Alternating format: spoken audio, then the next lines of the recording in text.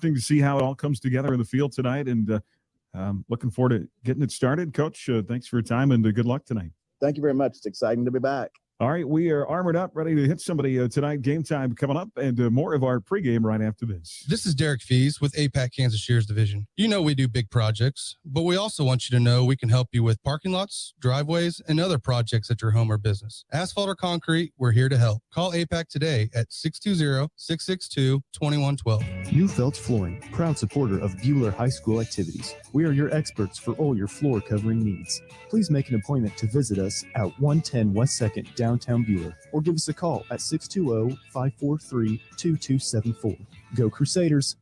Erickson Custom Building has a great plan and a budget suited for your needs. Whether it's a new build, a remodel of a kitchen, interior, exterior, or an insurance restoration project, Erickson Custom Building provides quality craftsmanship and superior customer service. We stand behind our work and have lasting relationships with vendors, suppliers, and most importantly, with you, the customer. Erickson Custom Building, proud to support all high school activities. Call 620-585-2816. Or visit EricksonCustomBLDG.com. Advanced Physical Therapy of Hutchinson offers the most comprehensive physical therapy in the area. Our therapists at Advanced Physical Therapy are trained in multiple specialties such as women's health, dry needling, hand therapy, and orthopedics. If getting in to see your physician is difficult, Advanced Physical Therapy may be able to see you without a referral. We pride ourselves in one-on-one goal-oriented therapy to help reduce your pain and get back to doing the things you love. Call Advanced Physical Therapy or visit our website at aptclinics.com and see how we can help you live at your physical best.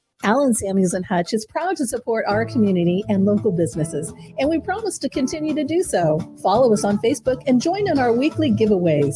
Check out our website at allensamuelshutch.com for our new inventory arriving daily. And remember, Ladies' Day is every Tuesday for discounted oil changes, tire rotation, and a free car wash. Allen Samuels on the giant corner of 30th and Lorraine and Hutch. We always have a warm cup of coffee waiting, and that's why Mr. Samuels always says, "Come by, let's be friends." Are you considering putting up a fence, building a garage, adding onto your home, or purchasing ground?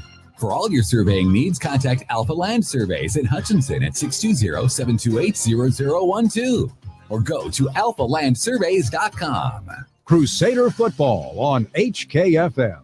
Well, back here on the Midway Motors Drive to the Game, tonight's coverage brought to you in part by People's Bank and Trust, by Rise Up Reno Prevention Network, Prairie Star Health Center, by Hutchinson Community College, and by Fee Insurance. Stream tonight's game on your phone with the Ad Astra Radio app, powered by Nextech Wireless. Shop the latest phones and devices at the best prices. Nextech Wireless, we are Kansas. A full night on the Ad Astra Sports Network tonight, including one college game. The KU Jayhawks open the season in Lawrence tonight against Tennessee Tech with kickoff on KSKU coming up at 7 o'clock. The games will be following Halstead and Smoky Valley, Great Bend and McPherson, Trinity Catholic at Remington, Little River at Canton Galva, Remington at Sterling, and Nickerson at Lyons. Full schedule in the league as well. Winfield at Arkansas City, Chanute at Augusta, Labette County at Circle, El Dorado at Clearwater, Mulvane at Coffeyville, Great Bend at Mac, Andale at Wellington, and Rose Hill at Collegiate. Christopher, as we look at the 4A rankings to start the year, the 1, 2, 3, all private schools, with St. Thomas Aquinas moving down to 4A. St. James Academy, the defending state champs. Then Miege and Aquinas, you have to get to McPherson at 4 before you get to one of those public schools. All the privates, they're all in the eastern half of the state, though. Yes, that's one thing that benefits the schools in the West. But, yeah, it'll be interesting to see. It's been talked about extensively about possibly doing some multiplier situations. So the way that it is set for this year, in a couple of years in the future. But the private school issue, definitely a hotly contested issue in the state of Kansas. Yeah, I think there are two sides to that coin. Some coaches will tell you to suck it up. You want to be the best, you got to go out and beat the best. But then there's the other side of that coin. It just, not that those schools are doing anything wrong. They play in a very major metropolitan area, and we don't. So. Yes. Yeah, the recruiting base that all the private schools in Kansas City can draw from are a little different than the public schools in the western half of the state. This has been a very hotly contested contest. Buhler and Andover Central over the years, 8 meetings, 4-4 all time. Series only began in 2008. All 8 games in the Warner era. You look at the average score in those 8 games, 27-22. It has been very hotly contested. Yeah, when I was just looking at the overall, the fact that the series is tied even 4-4, yeah, it's been a very evenly matched series between these two schools. It's interesting because, for the longest time, Buhler used to play just regular Andover before the school district experienced all the growth and split into the two. But it has been a close deal. Buhler, though, unfortunately hasn't picked out a win in this series since 2017, so maybe tonight the Buhler Crusaders can stop that streak. Yeah, Central has won 3 straight. Carson, I want to get your thoughts as a guy who was actually playing in this game a year ago. Talked about all the penalties with Andover Central, and things got a little bit chippy at time. How tough is it for you as a player down on the field to stay locked in and not let your emotions make a mistake in a situation where maybe the guy on the other side of you is being a little chippy? Yeah, it's extremely hard. I've been a part of those last 3 wins they've had, twice in the playoffs and then once last regular season. So it's extremely hard. Playoffs are playoffs. You lose, you go home. But even the regular season game got very chippy. Game of the week, media, everything that's around you is telling you, hey, this is a big game. So your emotions get so high, and then you get knocked down or something doesn't go your way. You're tempted to get up, go try to get that other guy back for it. The coaches do a really good job of trying to stay on. Teammates try to keep you accountable, but there are some cases where it's hard to hold it in. All right, we'll see how things develop on the field tonight as we're just about 6 minutes away from kickoff. Coach Warner joins us for his pregame thoughts next on the Midway Motors Drive to the Game on HKFM. At People's Bank and Trust, we value our customers. We know you have plenty of choices for your mortgage loans, but we think we have what you're looking for: relationship banking. And if you're considering refinancing or purchasing a new home, check our competitive rates before you make that change. Your payments will be made at home, and you'll receive good personalized service. That's how we've established many long-lasting relationships. Make a change, know your lender, and make your payments at home with People's Bank and Trust. Member FDIC, Equal Housing Lender. Hi, this is James with IdeaTech. We love bringing internet freedom to the residents and businesses of Buhler. IdeaTech is a proud supporter and preferred internet provider of the Buhler Crusaders. As the Crusaders know, speed wins. We back up our lightning-fast internet with a customer-first philosophy. That means you will talk to a live person from our office in Buhler when you call in. If you're not already a customer, go to ideatech.com and click on Check Availability. Or you can call us at 620-543-5000 to inquire more about our services. And welcome back on our Midway Motors Drive to the Game. Time for pregame thoughts from head coach Steve Warner. Coach, the more things change, the more they stay the same. Here we are again, getting ready for week 1 of high school football. It's amazing that it's here already. It's exciting times. Watching some football on TV, getting me ready to go. And the kids are ready. They've had a long summer, and the 3 weeks of practice to get ready have been very good. And they're ready to play. They're ready to hit somebody else. Talked about a lot of changes Monday night in our coaches show on both sides of the ball. Obviously, graduating the huge senior class that you had last year. You've got a smaller class, but some good athletes in that class on the field this year. And then a lot of younger guys, I think, that we're going to see contribute this year. We have a lot of young guys contributing. They're very athletic. They have a lot of speed. So with that, they're going to make some mistakes, but we're just going to have to eliminate the mistakes and learn from them too. Not make the same mistakes twice. Your offense anchored by Gavin Patton, who's a very strong runner, and then Matt Eddy, who turned out to be a great playmaker for you last year. Well, he really was. Matthew's very dynamic, and I know Gavin's going to be. He was in JV. He has been his whole career. I remember my son Blake coached him in 7th grade, and he talked about Gavin and how he was going to be another great tailback for us. So he now gets his opportunity, and he's been waiting very patiently, or maybe impatiently, to have that opportunity because he wants to go and shine, and he's going to give us everything he has. I think maybe defensively is where you're still trying to fit some pieces together. Missing a couple of guys out of your secondary that'll be back here as you get on into the season, and so that's going to be a key area for you. It will be a key area. So we've got to get pressure on their quarterback, make him run, throw on the run, and get some sacks. It'd be nice to get 4 or 5, 6 sacks because we are going to be young in the secondary, and they are gonna make mistakes, and that's an unforgiving position. Number one, we don't want to give up the big play, so that's what we've got to eliminate.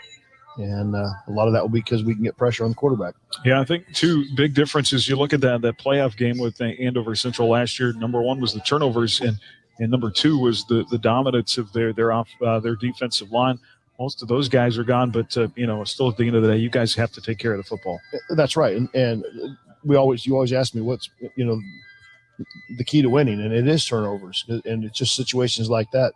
We fell behind early, and then we came back. It was 14-7, and then we turned the ball over, and boom! Then all of a sudden it was 21-7 again. So I think if I remember right, they had a big special teams play too that hurt us. But those are the things that that you get the momentum, and momentum is a big thing in football. And running the ball, they were able to run the ball against us, and we couldn't run the ball against them. Their quarterback got free on a couple of long broken plays, but they still that's yardage on the ground, and we've got to be able to get our ground game going. I think in high school football, everybody has to have a ground game. Obviously, I believe that if you look at our stats, and it is old school, but we also have now spread people out and still run the ball, so we'll continue to do that. And we still like to run right at people and be very, very physical. All right, Coach. Well, we appreciate your time. Best of luck on the field. Thank you. Coach Steve Warner with us on our pregame, and more right after this. Just ahead on the Midway Motors Drive to the Game, we'll preview other action around the league, and Chris gives you his 3 keys to victory. Midway Motors, for every mile of life. The Buhler Crusaders play on 95.9 HKFM. Hi, this is Brett Henry, and for the past 75 years at Adams Brown Barron and Ball, we've served Kansas and America. To celebrate our 75th anniversary, we have rebranded to Adams Brown, Strategic Allies, and CPAs. For more information on our exciting changes, check out adamsbrowncpa.com and see why we are above and beyond. This is Dr. James Powell at Prairie Star Health Center. With so many great options to choose from in our optical department, we know you may have a hard time picking just one pair of glasses. That's why we at Prairie Star are offering a buy one, get one 30% off promotion now through October. Stop in and see our opticians today at the corner of 30th and K61, or give us a call to schedule your yearly eye exam at 620-802-0051, because at Prairie Star, it is all about you. Crusader football on HKFM. All right, set to go with tonight's kickoff. Buhler won the toss, has deferred to the second half. They'll be kicking toward the north end zone to get things underway from Crusader Stadium here on KWHK Hutchinson. Aaron West along Chris Shank, Carson Muller down on the sidelines, and our producer Heath Schroeder. There's the kick, and Jeffrey will squib it. Short kick to the 25, taken near side, and a return across the 40-yard line by Jaden Black. Check that. That is Kyle Newsom for Andover Central, and Christopher, as the defenses come out. We'll sprinkle in some keys to the game as we go along here. Yep, quick 3 keys to the game. Number 1, keeping our cool. Buhler knows that this team can be chippy, and last year a very heavily Andover Central team. Number 2, just settling in. Whichever team settles in first with all the people they lost, it'll be a big category. And then tonight, establishing the run. Hopefully the Crusaders can establish that run. Andover Central's Braden Barczewski, senior at quarterback, new quarterback, will start from their own 44 and a left side power run. And Buhler collapses around Jace Reese. He was the backup a year ago. Rushed for just shy of 300 yards and gets a left side carry across the 45 there to the 48-yard line. Yeah, Mitchell McDaniel making the tackle here from the near side corner spot for the Crusaders. We talked about how young that secondary is, how well they play here early on will really set the tone. Andover Central out of the huddle, 11:30 to play here, opening period, no score. It'll be Barczewski out of the gun. 3 receivers left and 2 right.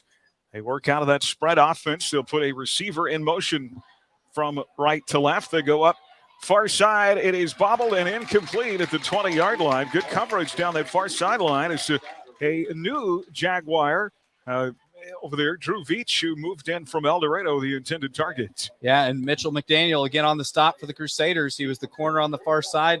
Great job just getting a piece of the ball, batting it away, and now a big third down, first try of the season for either squad. Yeah, that secondary, a lot of new names. Owen Schmidt, Bryce Ruda, Jeremy Gentry, Mitchell McDaniel. They're without a couple of starters who they'll hope to have back. Luca Gotti, one of those who broke his finger and hopes to be back here later in the season. Third down and 6. And a handoff goes nowhere. Buhler, the Black Knights read that perfectly.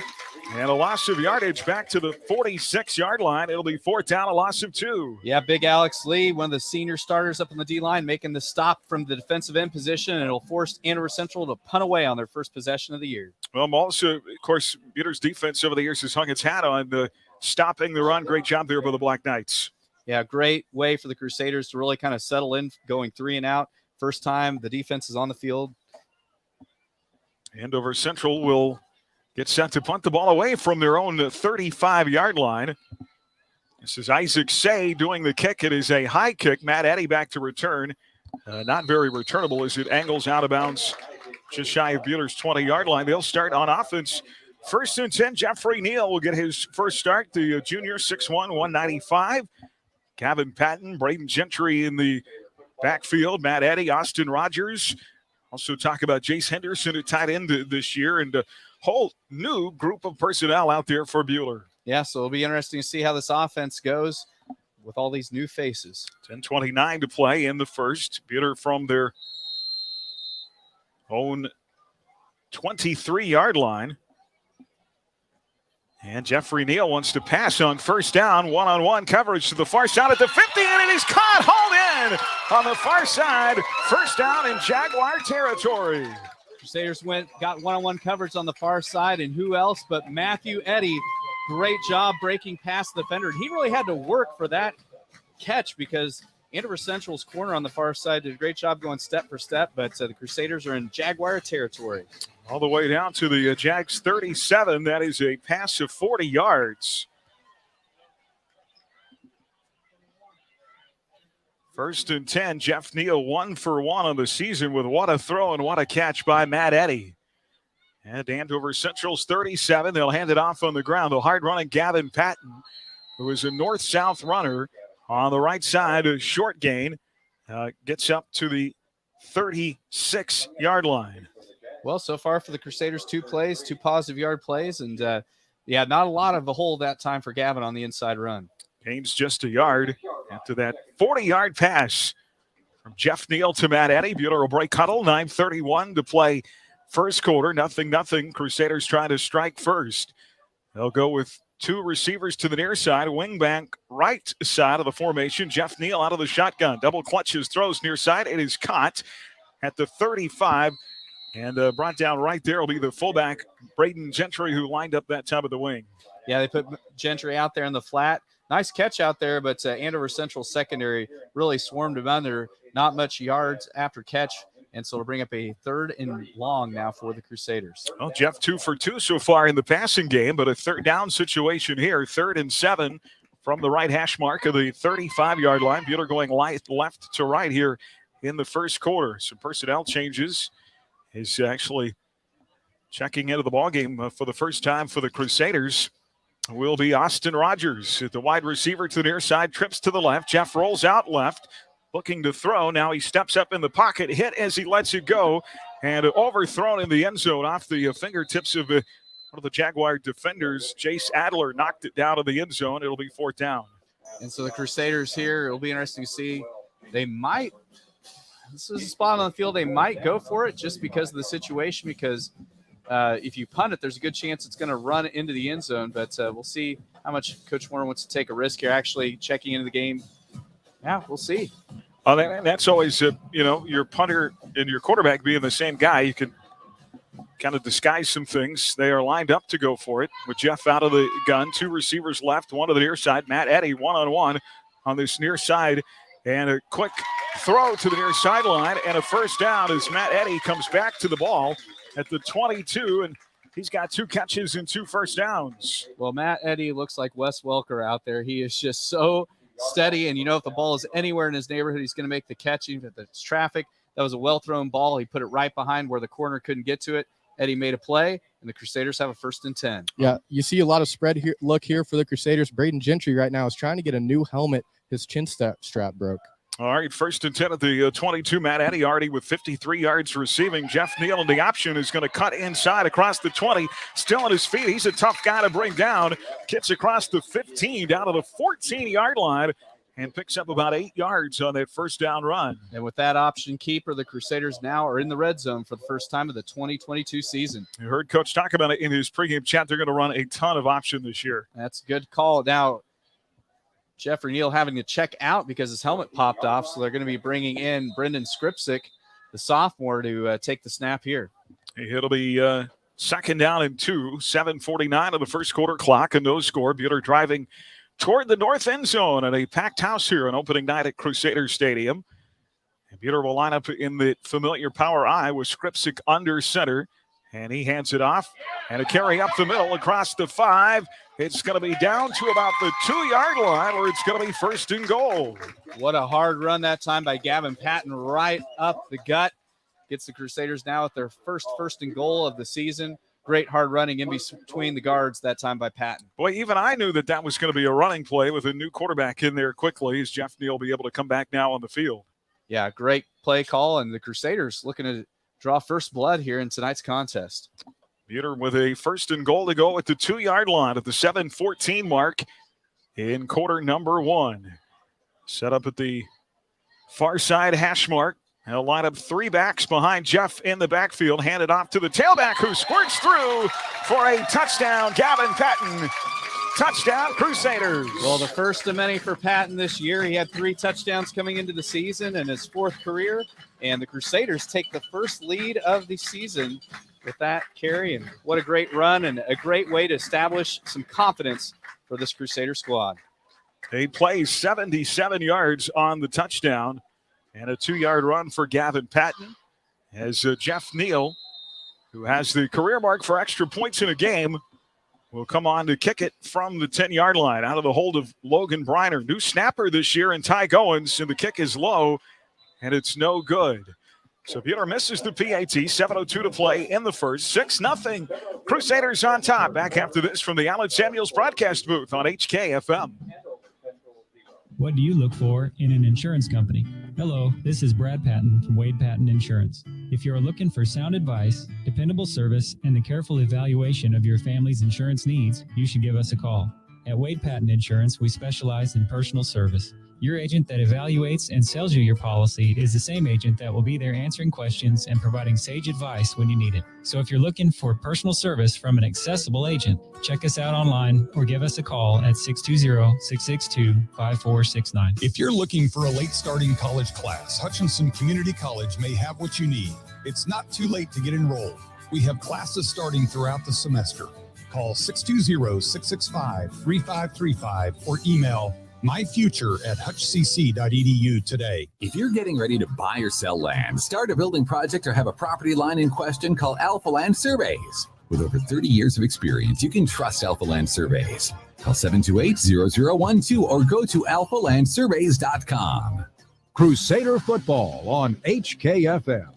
And back here at Crusader Stadium, 6-0 Buhler. Jeff Neal set to kick off from the 40 with 7:02 left here in the first period. Jeffrey will squib it again right up the middle and taken short and taking a knee near the 25-yard line is the Jag return man. Yeah, Blake Bainham just one of the upbacks, wasn't ready to return it, so just took the knee, and Andover Central will have decent field position with the ball sitting right there at the 26. Our sideline guy was always ready on those short kicks. 7 minutes to play here in the opening period. Andover Central from their own 26-yard line. Far side moving right to left. Barczewski out of the gun here on first down with that spread look. Under pressure, goes to throw it, and it is caught. What a nice catch in traffic at the 35, taken down to the 42. Christopher, that was a fantastic catch made there by the Jags' Mason Sanchez, as he had all kinds of coverage around him that time. Yeah, Sanchez really climbed the ladder to go up and get it as he was surrounded by the corner on the near side and the safety. It was well defended, but just went upstairs and got it. And I don't know how much the shadows played a factor into that, with right now the sun kind of some different angles. Yeah, you get down here toward the south end of the field, and they're starting to get bad. 16-yard play. Here's Barczewski now. The option, he'll take it himself across the 45-yard line and hit shy of midfield. Let's see where he stepped out of bounds at. They'll actually mark him all the way back to the 47 is where Barczewski went out of bounds. So far, 2 series. So tough sledding on the ground game for Andover Central. Yeah, Will Hanen that time, one of the outside linebackers for Buhler, made the play. That linebacking core, Hanen, Gentry, and Eddy. Henderson, Patton, Redenbaugh, Lee up front. Black Knight defense on a 2nd down and 5. Barczewski out of the gun. 3 receivers to the right side. He'll run left. Bounces off a tackle and dives to the 50. And that'll set up an Andover Central 3rd down, 3rd and 3 coming up for the Jags. They could not convert on 3rd down of their first series. Yeah, it was just a called quarterback draw that time, and he's able to kind of weasel his way up the field and have a very manageable 3rd down try here. Well, Hanen again, and on the stop, Crusader football brought to you in part by Allstate agent Andrew Parr, by Midwest Iron and Metal, Red Rock Auto Center, by the Medicine Shop, and by Edgar Family Dental. They're down in 3, clock running, 5:05 to play. First quarter, 6-0 Crusaders. Barczewski out of the gun with a back in motion. They'll throw in the slot to the near side. It's going to be a 1st down. And up the far sideline at the 30, 25, 20, 15, 10, 5 touchdown. And that is their speedster, Cooper Tabor, who had over 800 yards of receiving last year. And once he broke free of that initial contact, see ya. Yeah, he was just lined up in the slot, just a little swing pass over there. Made the catch and blew past the Buhler defenders over there. We had some guys in the neighborhood, but just nobody could connect on the tackle. And just like that, Andover Central ties us up at 6 apiece. Yeah, there's not very many people who can contend with Matthew Eddy step for step, but right there they matched it and expanded it. Well, Andover Central now, if they can make good on the PAT, that actually take the lead. Isaac Say will set up from the 10-yard line with 4:50 on the first quarter clock, and the snap is bad. It's low. Say's going to pick it up and try to run it into the end zone, and he is blocked right at the pylon out of bounds, but they're going to say he got the ball across, and the 2-point conversion on the botched snap is good, and the Jags take a 2-point lead on a broken play. 4:50 to go in the first. We'll get to your thoughts, Chris, when we come back. 8-6. Here from the Allen Samuels broadcast booth on HKFM. Hey fans, this is Rachel Nelson. It's game time and I Need a Cleaners can help you look like a winner. Spend your valuable time prepping for the game, not doing laundry. Keep your knit polos and khaki pants looking great. For the winning look, stop by I Need a Cleaners, 13th and Main in Hutchinson. Dr. Edgar is very good when a problem arises. We had that happen with our daughter. He went in to do some work and then found another issue and communicated with me and gave me the option, but yet told me what he would do if it were his daughter. He gives you options that work with your family's budget. Hi, this is Dr. Corey Edgar, inviting you and your family to call me at 663-9136. That's 663-9136. Or stop by my office on East 30th to make an appointment today at Edgar Family Dental. Their patients come first. Hey, it's Gabe at Midway Motors, inviting you in for our fall tire event. Right now, Midway is selling all tires at $1 over cost. That's right, $1 over cost. Check out this great special and schedule today at midwaymotors.com. Crusader football on HKFM. Well, a botched snap ends up turning into 2 points as the punter picked the ball up, or the extra point man ran it in. It's 8-6, and now Say will kick off from the 40. High end over end kick that's going to drive the return man back across the 5-yard line from the 3 to the near side across the 15 and down to the 17-yard line. Mitchell McDaniel on the return, but going back to that extra point. Bad snap. Heads-up play by Say to pick it up and find his way to the end zone. Yeah, I mean, Say had to break about 3 or 4 tackles to get there, and he didn't make much, or he didn't hesitate much, and that's one of the reasons he was able to score that time, because he basically just scooped it and took it to his right. Buhler's going to start from their own 17-yard line. They went 8 plays, 77 yards on their first series to score out of the I formation, near side hash mark. And they'll hand it off up the middle, tripped up early in the run. Is Gavin Patton at the 20-yard line. He'll have just a gain of 3. Well, Buhler in their all-black unis tonight with the black helmets and the maroon numerals. Andover Central, white pants, white tops, and the golden helmets for the Jags here in this game this evening. And just like tonight's teams, I Need a Cleaners can help you look like a winner. Expert dry cleaning and professional shirt service. I Need a Cleaners. It's where to take your clothes. Second down and 8, clock running, 4:11 to play in the first. 8-6 Andover Central. A handout out of the shotgun snap and a run up the middle. Forward progress taken to the 23-yard line, so minimal gain again. And the Crusaders facing a third down here and about 4 to go. But at least those couple yards makes it a lot more manageable. 3rd and 4 feels a lot better than 3rd and 6 or 3rd and 7. So see if the Crusaders can pick up some hard yards. They have not thrown the ball yet this possession, so don't be surprised if they don't air it out here. Braden Gentry, the fullback, will rotate off the field as they go with a 3 wide receiver look, 2 to the left. Patton stands to the left of Jeff Neal out of the shotgun. He'll take the snap with 10 on the play clock, finds a receiver in the slot at the 30, 35, 40, 45-yard line down to the 46, nearing midfield. Another big catch and another big first down for the Crusaders. Yeah, it was a great, just a little slant route there that caught the defenders off guard. Andover Central is going with man-to-man coverage, so they are really selling out to try to stop the run and not respecting the Buhler's throwing game. And Matt Eddy again on that reception. This time goes for 23 yards. He now has 73 for the game. 3:02 to play in the first quarter. It'll be 1st and 10 from the 46-yard line as Buhler converts on 3rd down. They go with a receiver in motion. This time Patton with a handoff to the 50. Hard running and a good gain of 4 yards on 1st down. Yeah, the Crusaders doing a little misdirection that time as they had Braden Gentry in motion, crossing the formation, and then just give to Patton, diving up the gut. Great carry on 1st down for Gavin. You know, Gavin coming into tonight had 220 yards total rushing as a career for the Crusaders. He could do that. He'll do that in some games this year individually. Yeah, 1st and make it 2nd and 6 from midfield. Buhler trying to get back into Jag territory for the second time here. The clock running and 2:15 to go in quarter number 1. 8-6 Andover Central leading by 2 on a botched snap and a 2-point conversion. And now Coach Warner wants a timeout here. Our timeout brought to you in part by our friends at Pile Law. We'll step aside with 2:08 left to go in the first. Crusader football on HKFM.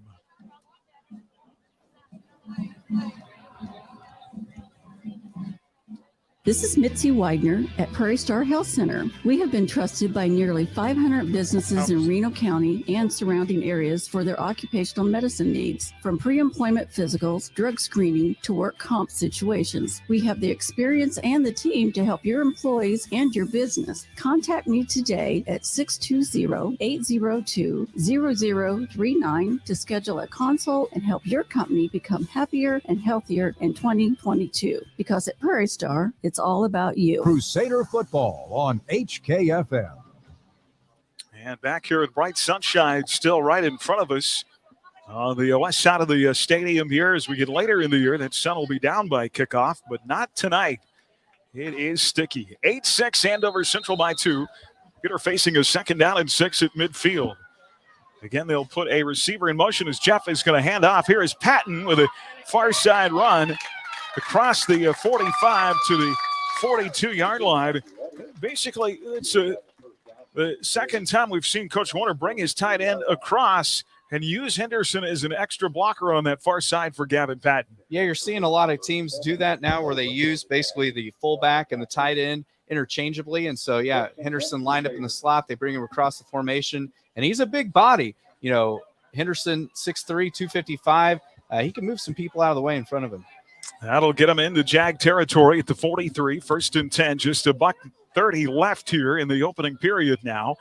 Jeff out of the gun, 2 wingbacks here. A couple of extra blockers up front for Patton, but Andover Central's defense snuffs out that run play A gain of just 1, forward progress to the 42-yard line. Yeah, that time with Buhler being in the double tight situation, Andover Central just had the box loaded beyond belief, and really not much of a hole that time for Patton. Oh, and Schmidt will check in at a slot receiver here. So we'll roll inside a minute on this next play. Buhler taking its time getting to the line of scrimmage. Jeff Neal's going to go under center. They'll go back to the eye. Single receivers either side. Matt Eddy's going to go in motion here on the second down on the jet sweep from right to left. Forces his way forward to the 40, still on his feet, and that is all effort by Matt Eddy all the way to the 36-yard line. Christopher, he got to probably 5 yards after contact on that play. He drugged some Jaguars on his back, and Eddy just such a strong young man, and good to see him just fighting his way for those extra yards for Buhler. Forward progress to the 37. That'll bring up a 3rd and 4 to go for the first down. Buhler in Andover Central territory for the second time tonight, trying to sniff this lead back. This could be the final play of the opening period. Out of the eye, 2 receivers to the near side. Jeff under center takes the snap. Handoff up the middle, straight ahead run for Gavin Patton. It's going to be very close. And it looks like the spot just shy maybe of a first down. 13 seconds left in the quarter, and they stop the clock. Yeah, let's see if they're going to have a measurement. Now they'll wind the clock. So looks like Buhler's just going to let the clock roll, and we'll go to quarter number 2. All right, coming up, we'll get you a Buhler Dental Care scoreboard update as the second quarter starts next. Andover Central 8, Buhler 6 from the Allen Samuels broadcast booth. Crusader football on HKFM. Cupcakes, cookies, cake, oh my. Holly here with Holly Sweet Treats. Come down to my shop at 205 South Main in Hutchinson for sweet treats and fun last-minute gifts. We also offer daily lunch specials, sandwiches, salads, and fresh baked bread. Follow us on social media or call us at 888-YUM. You already know H&R Block does taxes, but you may not know you can get expert help in person or virtually, or that our tax pros average 10 years of experience. You can even request the same tax pro every year, and your biggest possible refund is always guaranteed. At H&R Block, help is here. All tax situations are different. Not everyone gets a refund. Limitations apply. See hrblock.com/guarantees. Stop by H&R Block in Lyons, Ellsworth, or Hutch today. Crusader football on HKFM. And not too many scores rolling in early. We'll hope to have some for you coming up tonight in our Buhler Dental Care scoreboard. As we'll switch ends of the field, a fresh 12 on the clock here to start quarter number 2. Buhler will bring their offense back to the line of scrimmage. They do need to, that was very close. Now getting a look on this side, Christopher. It's probably not more than the nose of a football to the first down. And that's always a tough time that you got to move the football, because at the end of the quarter they have to move the football, and so if it's a game of inches, if the officials gave us a little bit, we'll take every bit there. Buhler from right in the middle of the field now, right to left, with 3rd and make it 4th and less than 1, and a run straight up the middle, and Buhler has now converted 2 4th downs in this first half. Jeff Neal with a quarterback keeper forward to the 31-yard line will move the sticks. Yeah, big junior Ty Gones helping to blow through that Andover Central Jag D line and help the Crusaders get that first down on the QB sneak. Jeffrey Neal with the same last name as his brother, but a much different build than the 3-yard starter in Brad Neal. Out of the I formation. Single receivers either side. On 1st and 10, they'll go back to the ground game, and Gavin Patton, and he chugs his way forward just shy of the 25 at the 26-yard line. And, Coach Warner will take that 4 yards all night long. Yeah, 4 yards in a cloud of dust helps move the stick, or helps, move the chains eventually, and really take some pressure off the defense. And, good to see. And Gavin hasn't gotten really to open space yet. He's an electric runner if he can get there. Well, some of these young guys on that offensive line, like Goins and Redenbach, of course, Regier back with experience, getting thrown right in it here early tonight on a 2nd down and 4. Jeff Neal's going to keep it to the near side. Might have had some room for the first down, but tripped up from behind. A good play chasing for Andover Central by Colin Sheeran, who tripped up Jeff from behind, just about a yard shy of a first down. And he literally got him by the shoelaces, as he barely got a tiny bit of Neal, but it's just enough to knock him down. But a very good down and distance here for the Crusaders. 3rd down and 1, 10:30 left now here in our first half. Buhler goes with the two wings left and right and a flag out at the snap. This is the first marker thrown tonight there, Moles, and potentially somebody lined up in the wrong place. Yeah, no, that's going to be a false start on the offense. Both linebackers from Andover Central came up, sat right over the nose guard, and he wasn't looking up, and all of a sudden there they were, and it spooked him a little bit. Cost the Crusaders 5. All right, so that'll be a loss of 5 yards. First penalty for either team tonight. 10:22 to go here in quarter number 2. 8-6 Andover Central with a 2-point lead at the moment.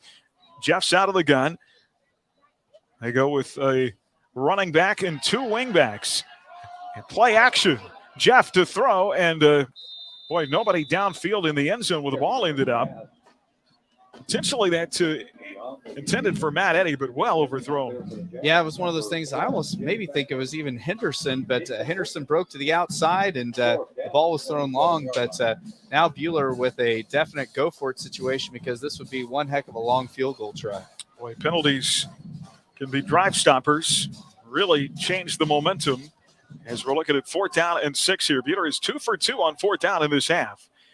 Out of the I formation, single receivers either side. Jeff play action, rolling out to the right side. Good block over there and a throw up the field, but incomplete.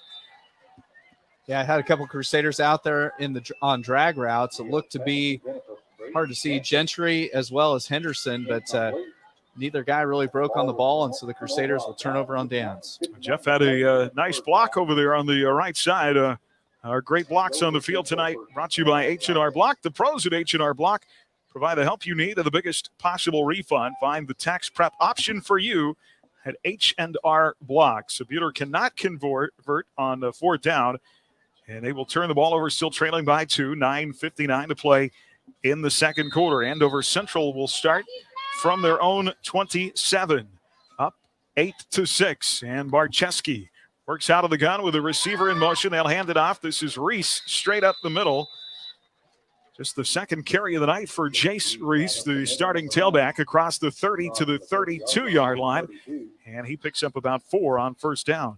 Yeah, the Mike linebacker that time, Jeremy Gentry, one of the safeties came up and made that stop and run support. Andover Central holding on to that slim lead. This feels like an important spot in the game here if the Black Knights can get a stop and get the ball back. 9:31 to play before halftime.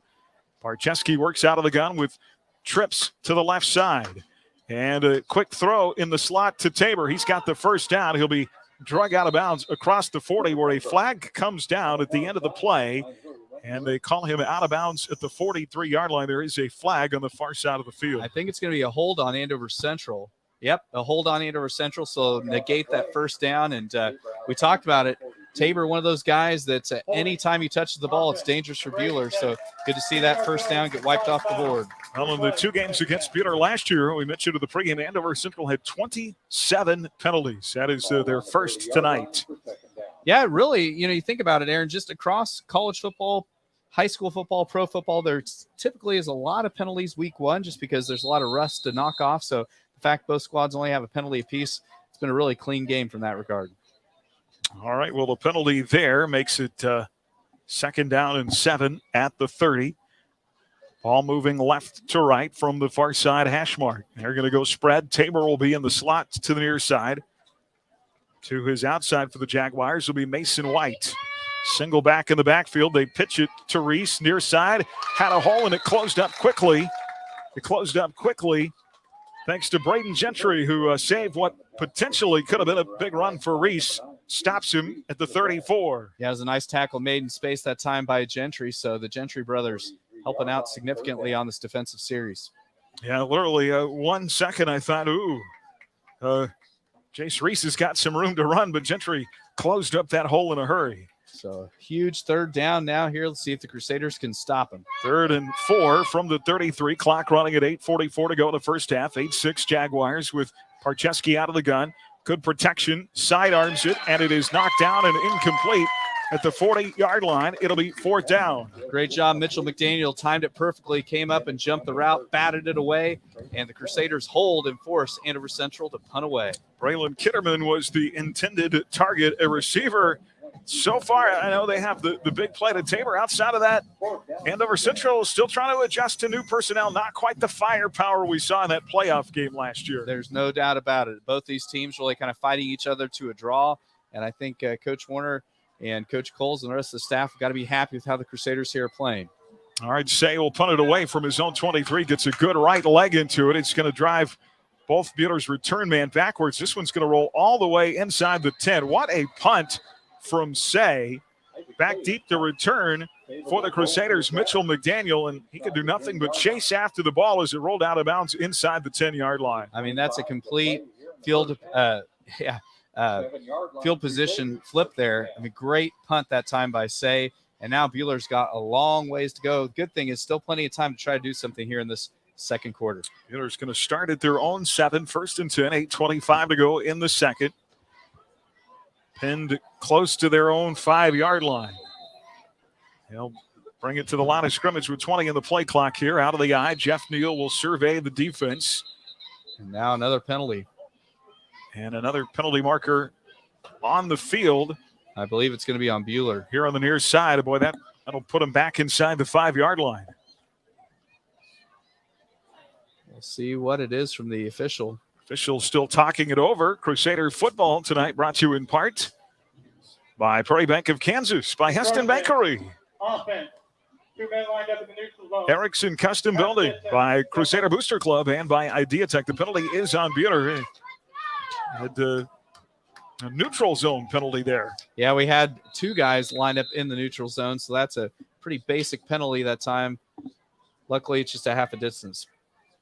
All right, so they'll run up the middle on first down. Andover Central really snuffing that out. Well, and Andover Central signaling for a safety, but Buhler's going to get forward progress back to the original line of scrimmage. So no safety there, but not much of a hole that time for the Crusaders. Move the ball to the 4 on the penalty. No gain for Patton there. It'll stay at the 4-yard line, far side hash mark. 8 minutes and counting left in this second quarter. That kick by Say really changed the situation for the Crusaders, and they pick up their second penalty. They'll stay on the ground with it to the option. Pitch late near side, and not much there, maybe a yard to the 5 as Andover Central closes off the edge very quickly on Gavin Patton on that pitch. Yeah, the Crusaders ran the option well, but unfortunately the corner stayed home and just buried the pitchman that time, which was Gavin Patton. He maybe gained half a yard, so now a 3rd and long. Your job as the quarterback is to hold on to that football as long as you can. Don't pitch off air, but Andover Central just defended it really well. The corner did not come in to help defend the quarterback at all. All right, 3rd down here. 3rd and 10, clock running. About 7 minutes to go. Gavin Patton has some room up the middle. Andover Central is going to collapse on him, though, at the 14-yard line. And that's going to set up a 4th down and 5, and Buhler's going to have to punt it away. Well, at least, if nothing else, Buhler at least got some breathing room, so this punt isn't quite as dangerous. Because if the ball was still back there on the 4-yard line, Jeffrey Neal's heels would be on the back of the end zone. Well, and Jeffrey Neal has the leg to reverse the field situation again, just like Say did on that last punt for Andover Central. And wind definitely not a factor, so if he can get into it and keep it fairly straight. Jeff had the 10 inside the 10-yard line last year. Not going to be the case there. That punt went straight up in the air, and it'll end up out of bounds at the 44-yard line. So not what Jeffrey was looking for. It's going to give Andover Central good field position here with 6:24 to go in the half. So now a big situation here for the Buhler defense. They're going to be tested. Andover Central is going to have the ball in our territory. So we'll see if the Crusaders can try to keep them off the board and keep this a 1-score game. First time either team has started in the other's territory. It'll be at the 44, 1st and 10. Andover Central still leading here 8-6 at Crusader Stadium on this opening Friday night. It's finally that sun starts to drift behind the trees on the far side. It'll be Barczewski out of the gun. Braden Barczewski, 6 foot, 181, a senior. He'll hand it off, and nothing doing. What a great play, blowing up the backfield. The handoff there to Maddox Archibald, and he had nowhere to go. Alex Lee with another big stick. He swallows him up. Gentry comes in to finish him off. So a loss of 4 there on first down. Great job by the Black Knights there. You know what I love? You talk about a kid like Alex Lee. These players really biding their time till late in their career, finally getting their chance and making the most of it here on opening night. Well, and Alex Lee, just a fantastic young man, somebody that will give you all he's got. So second down into 14 of the jet sweep. They give it to their speedster, Tabor, and he is up the sideline and gone. Cooper Tabor comes around the near side to the left side of the field and zips up the sideline for a 48-yard touchdown. And they'll actually count as a reception because quarterback tossed it forward to him. So what a great run that time by Tabor. We know he's a dangerous guy if he gets into space, and unfortunately he gets around the end and takes it to the house for 6. 5:38 to play now here in the first half. 2 plays. And 48 yards on that touchdown. And now Say will boot it through to give Andover Central a 2-score lead. 5:38 left in the half. 14 make it 15-6. Crusaders on top here from the Allen Daniels broadcast booth on HKFM. This is Dr. Cecilia Hinton with Prairie Star Health Center. With fall sports right around the corner, student athletes and weekend warriors alike are increasing training and competitions, which means accidents and injuries are sure to happen. At Prairie Star, our sports medicine team is ready to take care of all of your sports injuries, including sprains, strains, tears, fractures, concussions, and more. Give us a call to schedule your sports medicine appointment today at 620-663-8484, because at Prairie Star, it's all about you. U Felts Flooring, proud supporter of Buhler High School activities. We are your experts for all your floor covering needs. Please make an appointment to visit us at 110 West 2nd, downtown Buhler, or give us a call at 620-543-2274. Go Crusaders! At Adams Brown, our clients are the center of everything we do. Hi, this is Brett Henry. If you farm or in the agriculture, healthcare, construction, real estate, or own your own business, we'd love to talk to see how we can help your operation. Adams Brown, Strategic Allies and CPAs, above and beyond. Crusader football on HKFM. Well, welcome back here. 5:38 to go in this opening half. And now 15-6 as Isaac Say will kick off from his 40 end over end. It's going to end up in the end zone for a touchback. Well, here's his stat for you. Andover Central with now 2 scores in 4 possessions. They have 122 yards of offense in those 2 scoring drives. 98 of that belongs to Cooper Tabor. Yeah, he's been definitely the difference maker tonight, accounting for, wow, I don't know what percentage it is of the yardage, but that is an incredible stat. And they've done a good job of mixing it up and getting the ball in space. This feels like an important spot right here for the Crusaders. Yeah, what we cannot afford to do is a quick series and giving it back to Andover Central. From their own 20, 1st and 10, they'll work into the ground game. Option now, Jeff wants to throw. He's going to unload far sideline. Threads the needle across the 45 to the 50. What a throw by Jeffrey Neal. And guess who? Matthew Eddy. Anytime is Eddy time. Great job by Eddy. He just skirted up the far sideline. He was in traffic, had to kind of jump and spin for the football, was able to hold on and get across midfield, and so just like that, the Crusader offense back in business. We'll make that our Schmidt Electric spark of the game. What a throw, what a catch from the 20, forward progress to the Jaguar 48-yard line. That is a 32-yard pass play to Matt Eddy. Low snap here. Jeff picks it up, finds Eddy again in the slot. Here's out at the 50, bangs free of the tackler, forward to the 41-yard line. A gain of 8 after a low snap, and a great job of Jeff to get it out quickly, and a great job of Matt Eddy to find room on this near sideline. You talk about yak, yards after catch, and he had some good hard yak that time. He ran right over the top of Colin Sheeran as he really took the blow from Eddy on the defensive side. Quentin Paisano now checks in at a slot end for Buhler. 2nd down and 2 with the clock running. Buhler trailing 2 scores, and a hard run up the middle is going to be about the length of a football, short of the first down of the carry by Gavin Patton. And Patton had a nice little scene that time, but Dawson Rod, he's a big fella, 6 foot, 269, just kind of slung Patton to the turf and saved Andover Central from giving up the first down there. 4:10 to go here in the first half. Football just shy of the first down marker at the 39. Buhler needs about a half a yard on 3rd down. trailing 15-6. Out of the eye, Jeff Neal under center. He'll take it and keep it himself. And oh goodness, a flag out at the snap. And that could again foil a first down for the Crusaders. Another false start. And boy, Carson, these penalties, not just penalties, but they are coming at like that one. They're the worst possible opportunity. Yeah, you look at these Sunday and you call them silly mistakes. The Crusaders try to go on silent count, get the easy yard to get the first down. And the fullback, who doesn't need to be on time with the snap count in that situation, ends up jumping. So stuff that you shoot yourself in the foot, but you hope that this next play, if something bad happens, you make something good happen.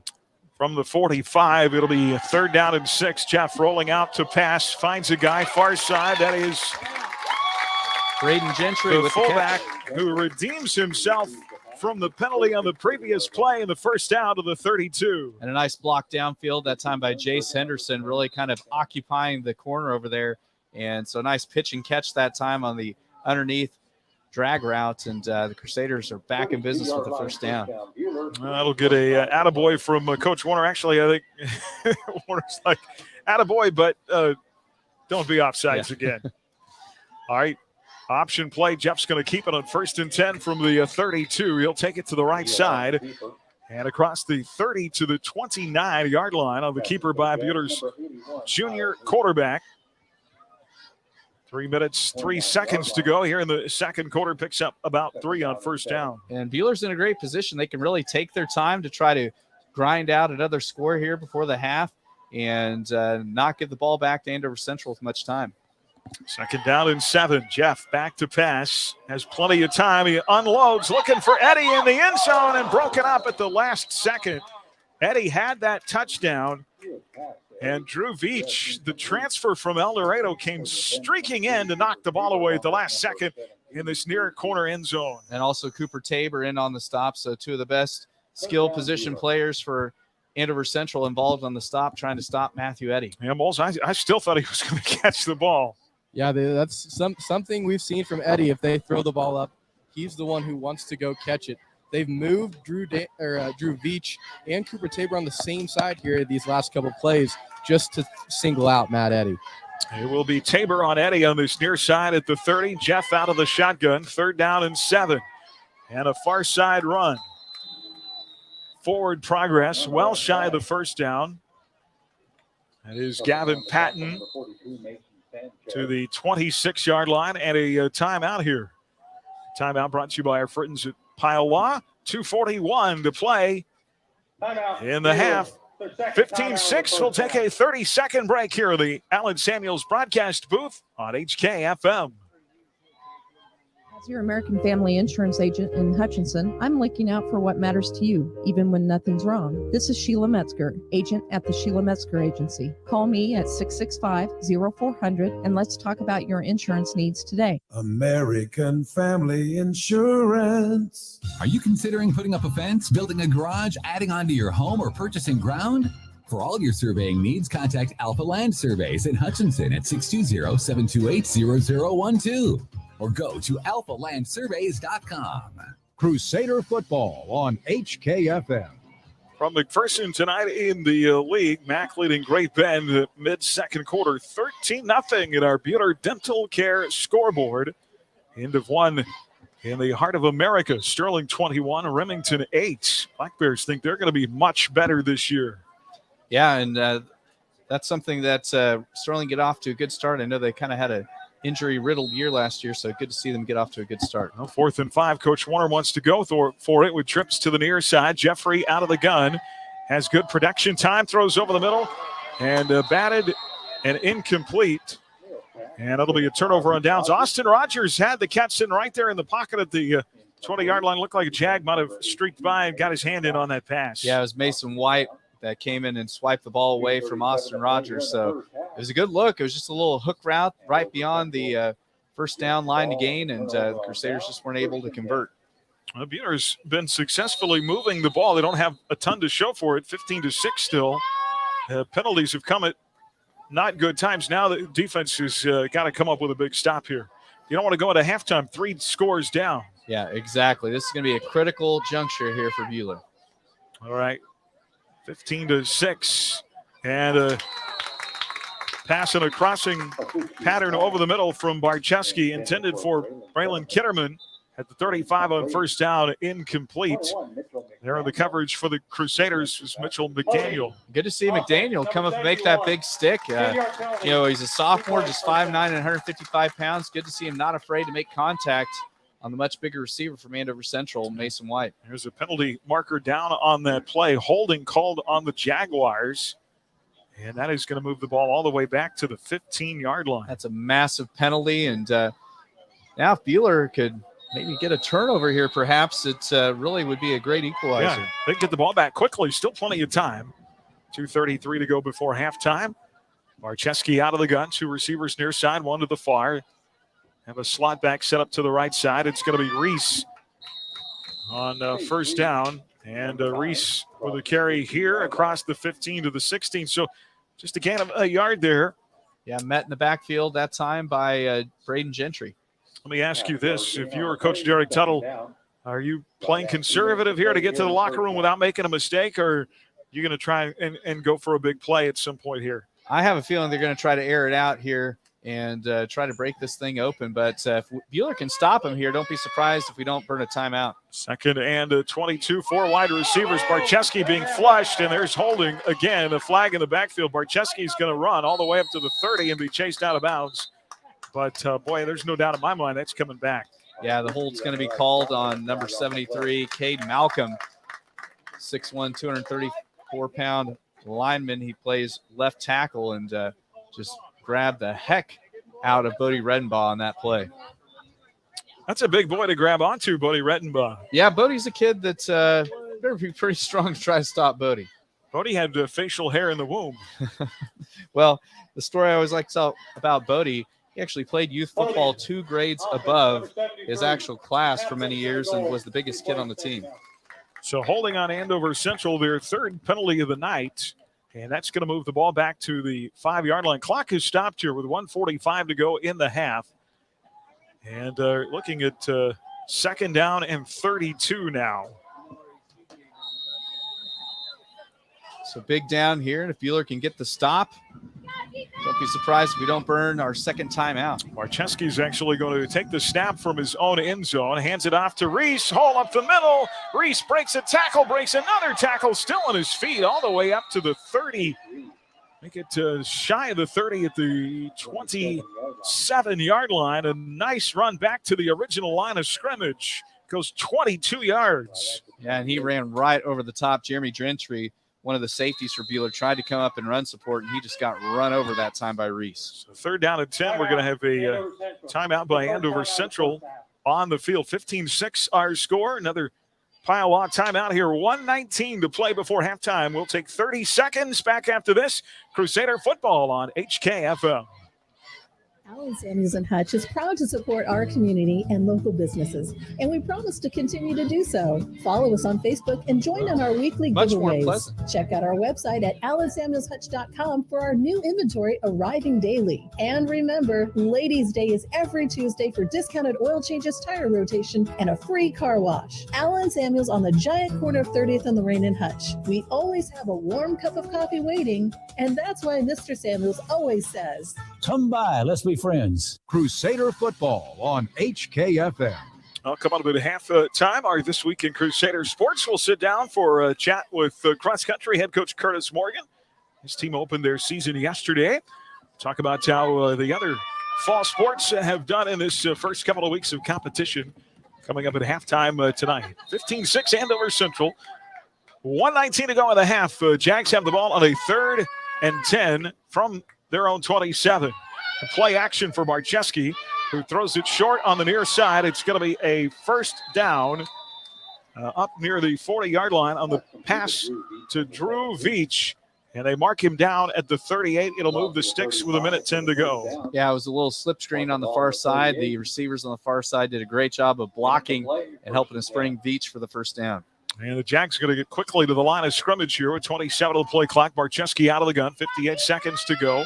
And flushed out of the pocket, steps up, goes down the field one-on-one, and what a catch made by Drew Veach. Still in traffic inside the 10, inside the 5, and down to the 1 yard line. Andover Central on a big pass play to Drew Veach is going to have the ball first and goal with 45 seconds to go in the half, and all kinds of missed tackles on that play. Yeah, Bryce Ritter's right there and tried to make the play, but Veach is a big, strong guy and just fought his way out of Bryce's tackle, and unfortunately Andover Central now down, knocking on the door.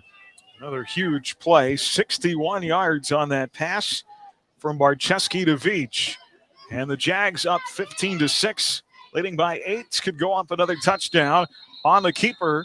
A flag out at the snap. Thankfully, it's going to be a false start on Andover Central and moving back 5, so to give the Black Knights a little bit of breathing room here. Penalty, the fourth penalty on Andover Central. Boy, it's been a tough night, Carson, here in this first half so far for our guys in the secondary. Boy, Veach and Tabor so quick. You give them much room and they're gone. Yeah, for sure. And when Andover Central wants to go to them, they want to take that deep shot like you see to Veach, but they also try to bring it short. The slip screens, everything you see to Cooper Tabor is where they had some success last year. They're trying to go back to it. And as a new secondary in your first game, you're always thinking your mind's running 100 miles an hour. They just are going to get to a point where they settle in, are confident in their choices, and confident in the reads. All right. 21 seconds to go. Can the Black Knights keep them out of the end zone and get the ball back to start the second half? First and goal of the 6 with that 5-yard penalty. Fourth penalty of the night on Andover Central. The Jags taking their time out. Crusaders coming back out of the field as well. Barczewski's going to be out of the gun. He's going to have Jacob Reese to his right, 2 receivers to the near side. And they go with a tight end in motion. Barczewski rolling out to the right, looks to a quick throw, and touchdown, Jaguars. Yeah, just ran some play action and drag over on the near side. And Brant Stupka on the catch. Pitch and catch to Stupka, and unfortunately Andover Central now goes up 2 scores. Yeah, 2 touchdowns if they make the extra point here. Of course, the 2-point conversion on their first touchdown of the night. 16 seconds to go in the half. 6 plays from their own 15. There's another bad snap. Say this time's going to try to throw it into the end zone, and oh my goodness. Throws it up in the air. It is going to be caught by Brock Payne. And another 2-point conversion on a bad snap on a PAT by the Jaguars. And boy, everything now piling up against the Crusaders. 16 seconds to go in the half. 23-6 from the Allen Samuels broadcast booth on HKFM. This is Brian Anderson with Prairie Star Health Center. With more than 36 National Quality Awards and back-to-back National Quality Leader Awards, Prairie Star knows a thing or two about taking care of our patients. To learn more about Prairie Star's award-winning family medicine and each of our services, visit prairiestarhealth.org or schedule your appointment today by calling 620-663-8484. Because at Prairie Star, it's all about you. New Felts Flooring, proud supporter of Buhler High School activities. We are your experts for all your floor covering needs. Please make an appointment to visit us at 110 West 2nd, downtown Buhler, or give us a call at 620-543-2274. Go Crusaders! At Adams Brown, we go above and beyond to help our clients. Hi, this is Brett Henry. We'd love to show how our team can help your business. Stop by our Hutch location at 30th and Plum or check out adamsbrowncpa.com. Adams Brown, Strategic Allies and CPAs, above and beyond. Crusader football on HKFM. Andover Central with the kickoff here, taken short. 14 seconds to play in the half. Buhler will have it. See if they even. Now they'll get probably one playoff here from the 27. Yeah, Owen Schmidt doing a nice job recovering kind of that angling kick. And, yeah, with it being 11 seconds, they might try, something long here. Not a lot to lose. Well, Buhler's lone score came back at the 10:29 mark in the first quarter. Andover Central has scored 23 unanswered since that point. All on huge pass plays. And they'll keep it right on the ground to Patton here on first down across the 30 to the 31-yard line, and that should get us to halftime. Well, not the first half in particular. The second quarter did not go well for the Crusaders. They had some very untimely penalties that really got them in the hole and stopped drives, and then Tabor and Veach really burned them on some big pass plays that put Andover Central up here at halftime 23-6. Obviously some things to talk about in the locker room and some adjustments to make in that secondary at halftime. Yeah, well, one of the good news things for the Crusaders is we'll get the ball here to start the second half. So, that's always important when you're down a couple scores. So first game of the season. So, yeah, we'll see what the staff can put together to try to help get the offense going and try to slow down those two dangerous receivers. All right, halftime here at Crusader Stadium tonight. Our Prairie Bank of Kansas halftime report is coming up next. We'll sit down with cross-country head coach Curtis Morgan. You're listening to Crusader Football from the Allen Samuels broadcast booth on HKFM. Tonight's coverage of Crusader football continues next with the Prairie Bank of Kansas halftime report. Coming up, Aaron and Chris recap tonight's first half, and we'll catch up with other coaches and athletes in This Week in Crusader Sports. 95.9 HKFM. If you're looking for a late starting college class, Hutchinson Community College may have what you need. It's not too late to get enrolled. We have classes starting throughout the semester. Call 620-665-3535 or email myfuture@hutchcc.edu today. Newfelt's Flooring, proud supporter of Buhler High School activities. We are your experts for all your floor covering needs. Please make an appointment to visit us at 110 West 2nd, downtown Buhler, or give us a call at 620-543-2274. Go Crusaders! The right price for the right protection? It exists. Hi, I'm Andrew Parr, your Allstate agent in Hutchinson, and I can help you get the right protection for the right price. Contact me for a free quote. Call me today or stop by my office in Midtown Hutchinson at 13th and Main. Are you in good hands?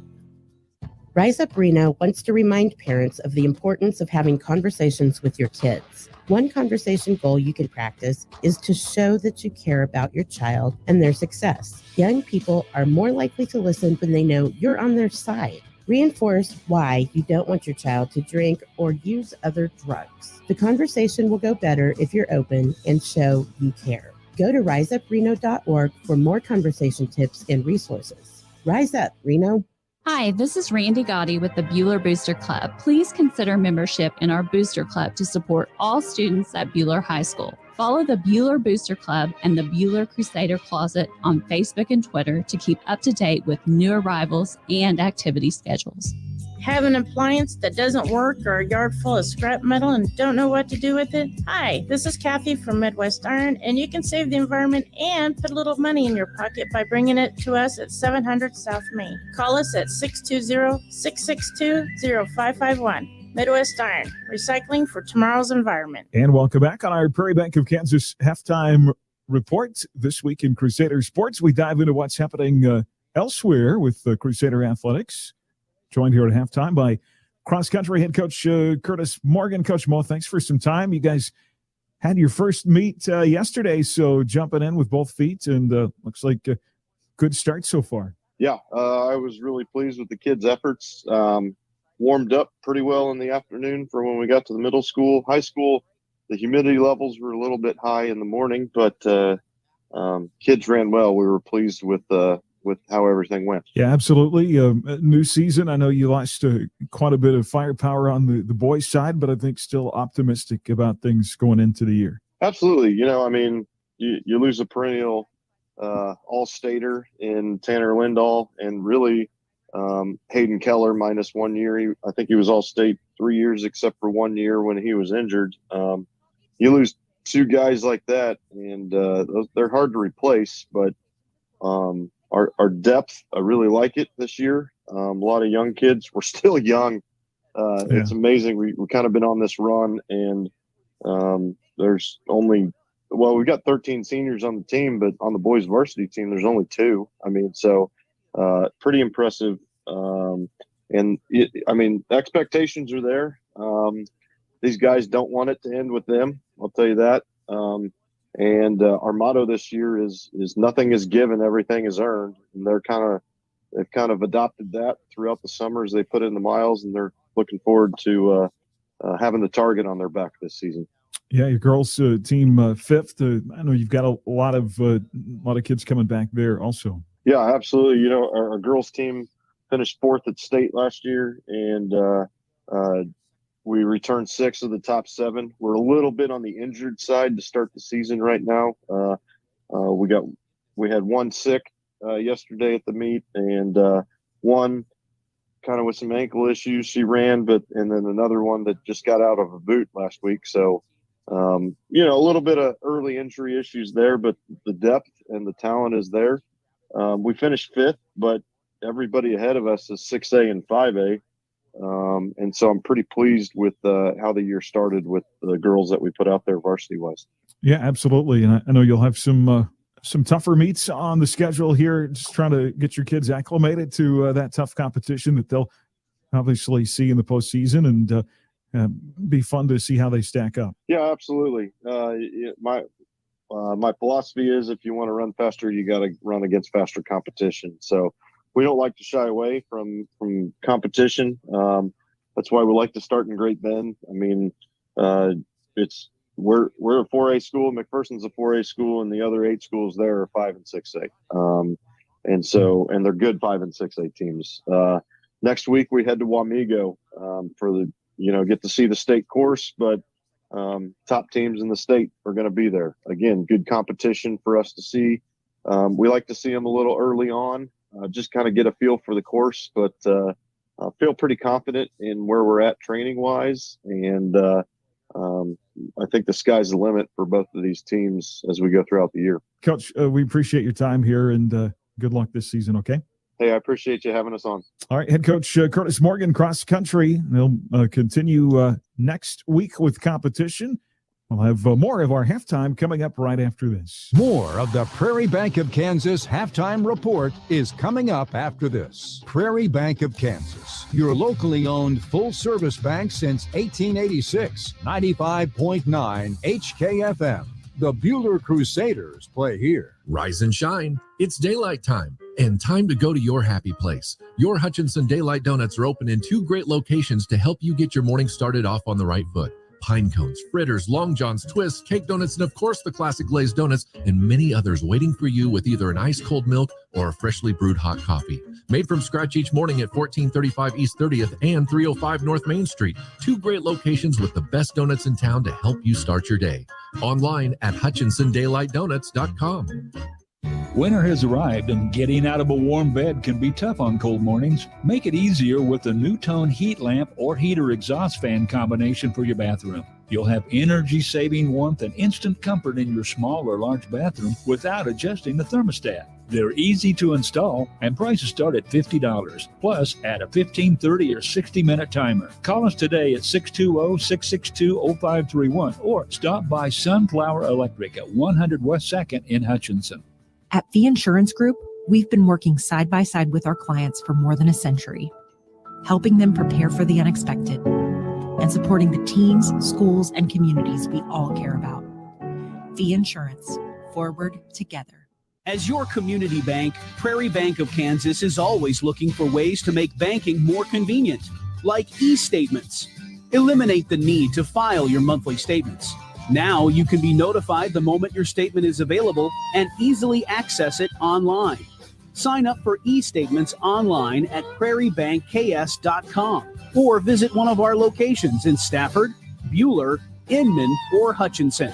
Prairie Bank of Kansas. How banking should be. Are you building a house? A swimming pool? Are your lights flickering? Call Schmidt Electric. That's Schmidt Electric. 620-960-6755. Schmidt Electric will take care of all your electrical needs. Got Spock? At Dix Phillips 66, our family has kept motorists on the road for nearly 60 years. Hi, this is Janet Dick, inviting you to stop by our locally owned station at 1215 East 4th in Hutch. Dix offers top-tier gasoline, grab-and-go food options, and friendly service. Wherever you're headed, every journey begins with a stop at Dix Phillips 66, 4th and Stevens in Hutch. Crusader football on HKFM.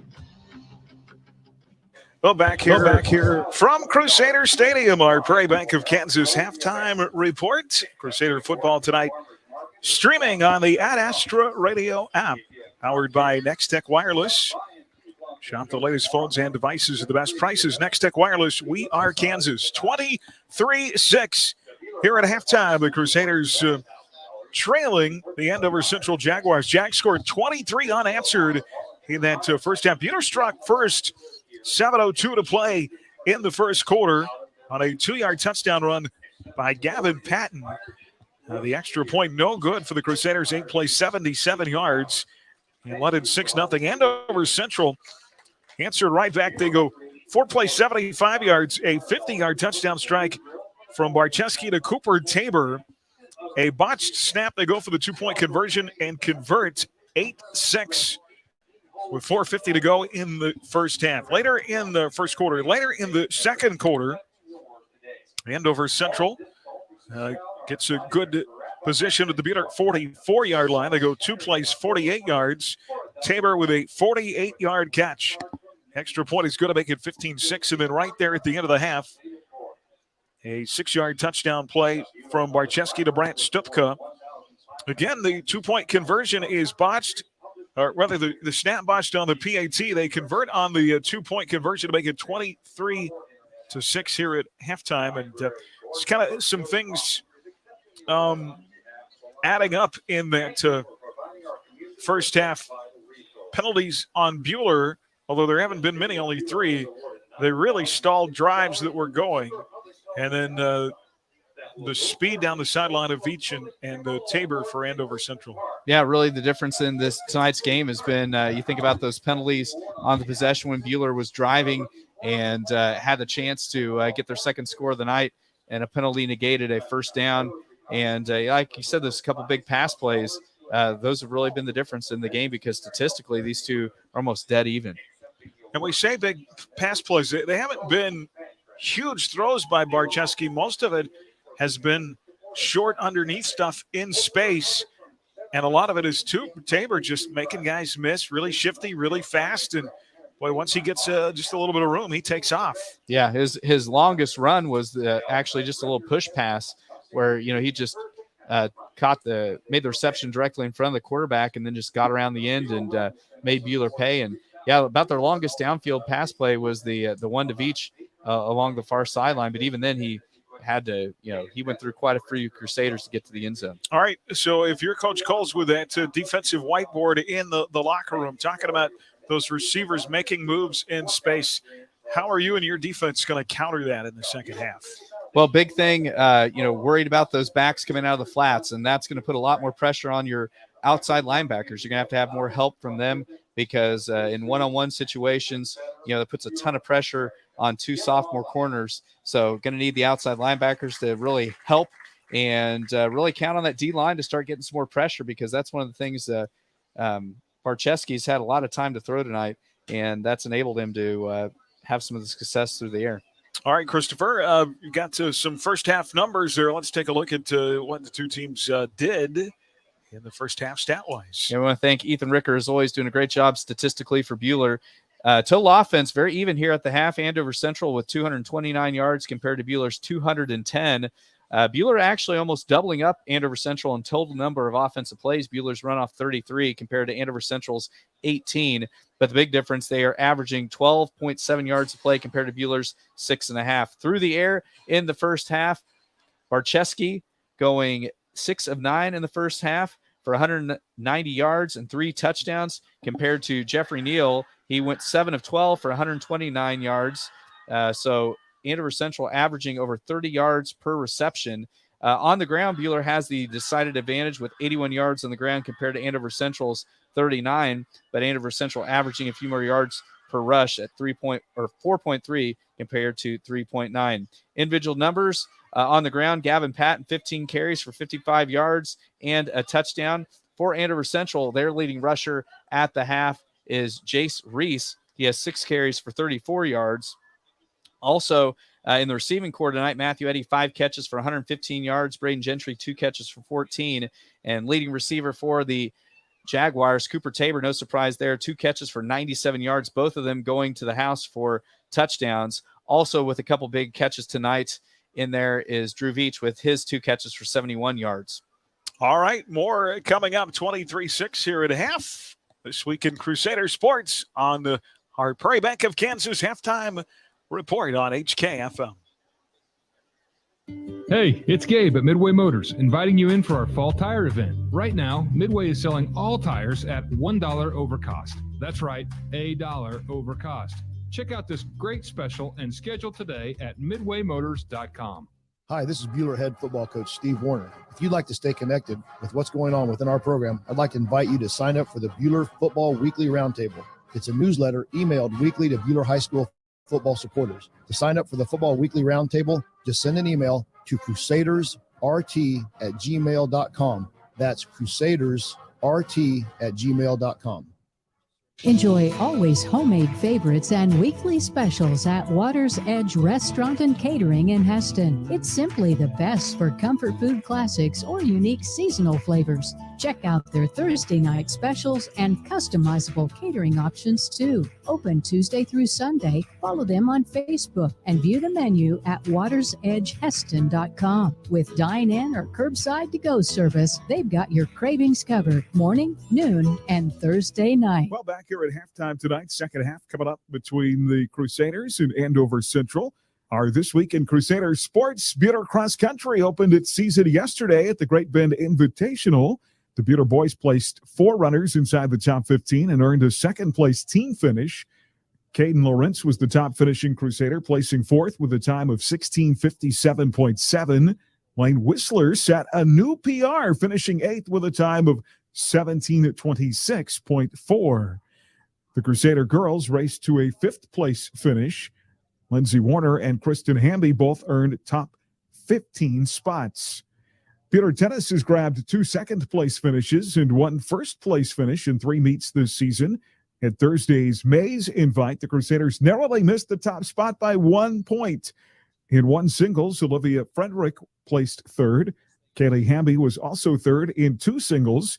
Kayla Babcock and Tegan Nickel made the finals in 1 doubles, placing 2nd, while Jaden Gillette and Ashlyn Coker finished 4th in 2 doubles. Buhler Golf finished 7th at the Nickerson Invite on Tuesday. The team shot a .248. Handale won the tournament with a .202.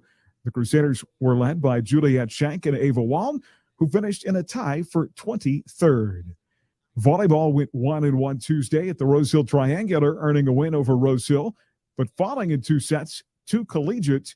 The Crusaders were down 1 point, 8-17 in the second set, and mounted an impressive comeback to get within 1 point. Buhler is now 2-3 on the young season and returns to the court next Tuesday at El Dorado. Soccer put together a great defensive effort to earn a 2-1 win over Hutch on Tuesday in the season opener. Jalen Cherry and A.J. Thetford each contributed goals for the Crusaders. Each also finished with an assist. Hutch's lone goal came early in the second half. Buhler returns to the pitch Tuesday at Goddard.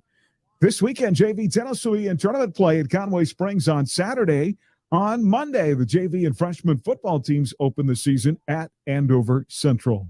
That's a look at our This Week in Crusader Sports. Be sure and find exclusive stories on the sports page at astroradio.com. Other scores in the second half from Crusader Stadium coming up on HKFM.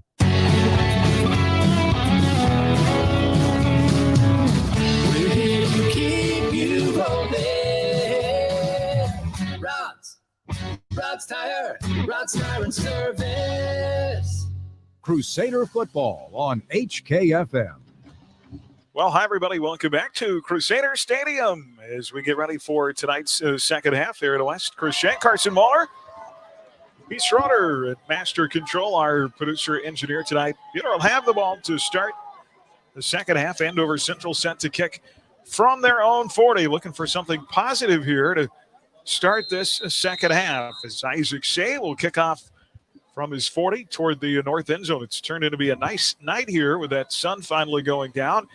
And an angled kick away from Matt Eddy into the back of the end zone. A touchback, and Buhler will start from their own 20. All right, Coach, you've got a chance to wipe the slate clean and start over here. Yeah, and it's really a critical possession here for Buhler. You're down 2 scores, have the ball to start off the third quarter. the guys now have played a whole half of varsity football, some of them their first ever full half. So hopefully the butterflies are gone so they can come out and get in an offensive groove here. Jeff Neal from his own 20 out of the I formation. 1st and 10 going right to left in the second half. Here is Patton across the 20-yard line to the 21. He'll pick up 1 yard of forward progress on first down. 2nd down and 9. Yeah, Buhler not getting much movement, moving that Andover Central D-line off the line much. And the ground game, very kind of methodical tonight for Buhler. Let's see if we can try to break a big one. 2nd down and 9 for the Crusaders. Clock running, 11:29 to go in the third. 23-6 Andover Central. Jeff's going to be out of the gun. 2 receivers to the left, 1 to the right. And a running play to the far side, and not much there. Jags really swallowing that up. And no gain on the play for Patton. Yeah, Gavin Patton had a defender from Andover Central all over his ankles and was really fighting through. Now a flag coming out late. It's going to be some sort of personal foul. We'll hope it's on the gold and white here. Dead ball, personal foul, unnecessary roughness, defense. It is a personal foul penalty. Andover Central's Nick Kavanaugh. Fantastic news for the Crusaders. Hopefully this can maybe spark a little life in that O-line. That'll give them an automatic first down as it moves the ball across the 25, all the way across the 30 to the 35-yard line. So now some really good field position for the Crusaders. Andover Central here really now keying on the run. See if Buhler goes back to that pass play with trips to the left out of the spread formation. Low snap, Jeff able to take it, stands in the pocket, and there is a penalty. The pass is picked off. Yeah, it's going to be pass interference. But the receiver was tripped up at the 50-yard line, and that's going to be Jace Adler. Penalty on Jace Adler. Yeah, he just flat out cut Matthew Eddy right near the midfield stripe. And so that thankfully that INT is going to be wiped off. But Andover Central is going straight man across the way, so that really should open up the throwing game for Buhler if we can connect on some. Yeah, that's one way to stop Matthew Eddy, Aaron. Just flat out cut him. Take his legs out. Yeah, it looked like a chop block. Defense. Clock stop with 10:34 to go here in the third. And those are back-to-back, not just small penalties. Those are major penalties. Yes, and this is exactly the kind of thing that, could give the Crusaders a little faith and hope and maybe get some momentum. Right, Carson? Yeah, big momentum shifter here. A little lackluster there in the first half. Come out, get the ball. You got those 2 penalties. Students are starting to get into it. The crowd is starting to rumble here for these Crusaders. That's how Moles used to stop guys in little kid football. You just take their legs out. Always. It works every time. 1st and 10 at midfield. Back-to-back penalties by the Jags. Here is Jeff out of the gun, and now snap waved off. Yeah, it's going to be illegal procedure. False start on Buhler. So got a Crusader hobbling. That is Bodie Redenbaugh, who is on the turf. Start, offense, 5-yard penalty. All of a sudden, play first down. The officials on this drive airing some dirty laundry. 3 penalties so far, 2 on Andover Central, 1 on the Crusaders. And I think Redenbaugh field for an injured player is up, but they're going to call an injury timeout here. So Coach Warner concerned we'll jog out our injury timeouts this year. Brought to you by Summit Surgical and Pinnacle Rehabilitation Sports Performance. Schedule your free consultation at summitchaos.com for exceptional health care. See how this is going to be a quick timeout here as Redenbaugh is hobbled, and he's going to come off the field under his own power. But, boy, as things have gone against the Crusaders now tonight, Coach is seeing his big tackle hobble off the field. And that's not good news as Bodie, even though he's just a sophomore, he's one of the leaders up on that O-line. But senior Rylan Parks is going to be getting the call to check in, and we'll see if Rylan can step in and fill the gap left by Bodie. We need some good things to happen here. I'm the guy that has to sit down for half an hour with Coach on Monday. Yes. Well, I mean, Buhler's in great field position still, even with the penalty. And, it's one of those situations that for all the stuff that went against the Crusaders in the first half, they have a golden opportunity here to try to get it back to a 1-score game. 1st and 15 at the 45-yard line. 3 penalties in a row here. Now a pitch play is a broken pitch. And Andover Central falls on the ball. That pitch is a forward pass in essence, right? Dropped by Patton on the high. It was high by Jeff Neal, and Andover Central lands on it. Yeah, it's going to be collected by Mason White. But, it was an option play. And kind of typically you always want to have your quarterback up the field from where the pitchman's at. But that time, Patton, I think what happened was Neal got kind of gummed up and slowed down. And so Patton was out in front of him. And so, unfortunately, Andover Central recovers. So Gavin Patton fumbles the ball away. Tough plays continue for Buhler. 10:24 to go in the third. Jaguars from the Buhler 43 and a far side run forward to the 40-yard line. A gain of 3 on that play. Well, again, another situation where Buhler has a penalty, kind of sets him back, and they're not able to recover from it. Yeah, so we'll see if the Crusader Black Knight defense, when something bad happens, makes something good happens, if that old adage can hold true here for Buhler. Second down and 7. And Reese up the middle, slips 2 tackles to the 25, down to the 20-yard line. Ball comes out late, but it looks like Reese recovered it. Chase Reese, the running back, a senior 5'8", 189, with a downhill run to the 20-yard line. And all of Reese's carries tonight have been just right up the gut like that.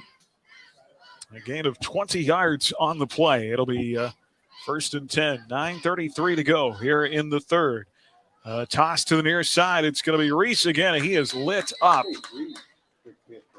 at the 16-yard line. Hit hard and brought down after a gain of 4. So now Andover Central inside the red zone here, and Buhler's defense is going to have to really bow their necks here and try to keep Andover Central from going up another score. Are you keyed up, my friend? This is your weekend. It's the opening weekend of college football. Big weekend. Lots of great games coming. You got your lineup for tomorrow ready to go? Yep. Gonna 2nd and 5 and a right side run forward progress to the 13-yard line. It's a quarterback keeper by quarterback Braden Barczewski. And still well shy of the first down at the 13-yard line. They need to get down to the 11, so 2 yards to go for the first down. Yeah, good to see that Buhler D-line really kind of stiffening up here. Andover Central leading 23-6. 8:25 to go in the third. They're facing a 3rd down and 2 at the Buhler 13-yard line. Right hash mark, Barczewski out of the gun, late handoff, and nothing there. Great job of the Black Knight defense to swallow up Maddox Archibald at the line of scrimmage. And leading the charge that time for Buhler, Braden Gentry, doing a great job getting out there and dropping him for a short loss or little to no gain. He actually lost yardage back to the 14-yard line. That'll bring up a fourth down and 4 for the Jags, and see what Coach Tuttle elects to do here. Certainly wouldn't be surprised to see him go for it. Yeah, they're lined up to go for it. Out of the gun. Barczewski out of the shotgun on 4th down and 3. Wants to pass, wants to go to the end zone, and overthrows his receiver in the back of the end zone. Incomplete. And good to see the Black Knights stand tall and not give up a score. Yeah, good coverage that time by Bryce Ruda. Kind of knocked the receiver off his route a little bit, and Andover Central will turnover on down. So that's a huge break for the Crusaders, as Andover Central, after the turnover, you had the short field, and Buhler's able to keep them off the board. Buhler will start from their own 12. We have a Jag on the far side, and that's a situation that looks like cramping over there for Andover Central. Yeah, we're starting to see our first few signs of cramps on both sides. Pickle juice has already been out and starting to get passed around over here on the Crusader sideline as well. You know how terrible that tastes? Oh, I actually like it. Do you? Well, take a look at the Buhler Dental Care scoreboard update while they're working on the Andover Central player over there. A couple of halftime scores. On the AdAst Radio app, Sterling was leading Remington at the half 21-8. On Kansas Rocks, 100.3. Trinity Catholic leading Sedgwick 17-6. And the last score that we have from down at Halstead was Smoky Valley leading Halstead 14-12 at the half. Jayhawks lead Tennessee Tech late second quarter, 35-3 in Lawrence. KU fans, I think realistically, not expecting to go out and win a ton of games in the Big 12 this year, but to be competitive in those games, which is something they have not been. Oh, yeah, no, Coach Leipold did a great job, kind of navigating through last season and had that successful big win against Texas. And, those type of upset wins are the kind of things that you can build your program around, kind of generate some excitement. And so good to see them get off to a good start. They were in the Oklahoma game until the fourth quarter, almost beat TCU. So there's Josh Daniels, they finally found a quarterback. That's, it seems like that combination of head coach and quarterback in football are so critical. Yeah, I mean, if you've got some experience there and some continuity, that's where you really kind of build some success. And got another Buhler Dental Care scoreboard update over on Kicks 106. Canton Galva leading Little River at the half, 34-14, and that's one of the big marquee matchups in 8-man this season. Injured Jag with a cramping, finally able to begin making his way off the field.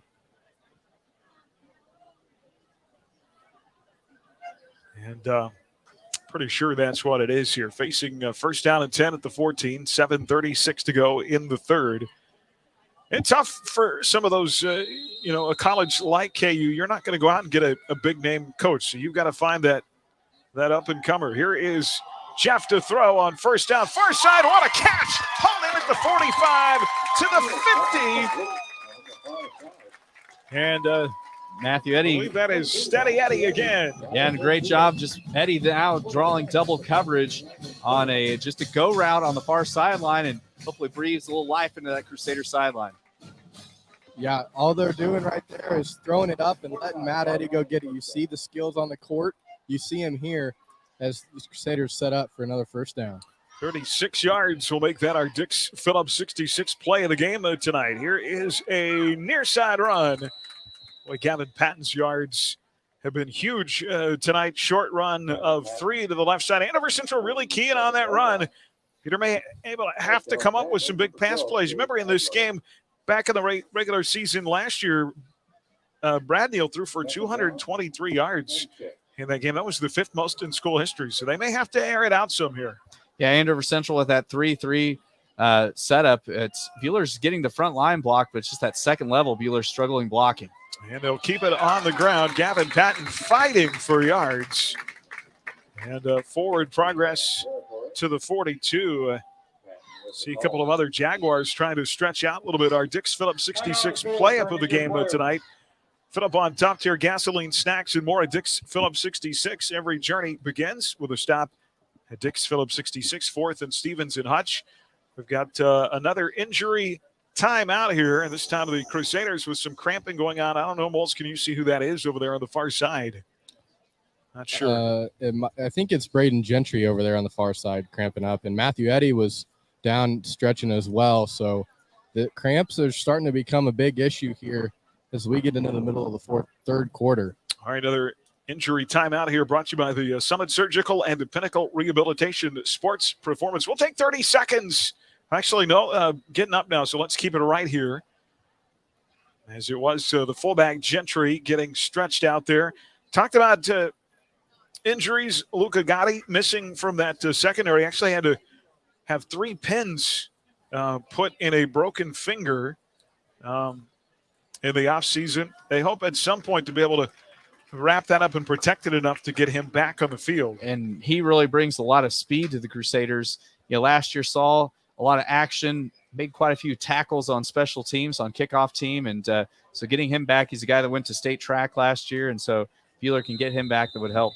The other guy not injured, but working through some eligibility things. Tavian Gillingham expected to be back next week in the secondary. His 6'4" frame will really help. 3rd down and 1 to go at the 42, and a straight-ahead run and a nice surge.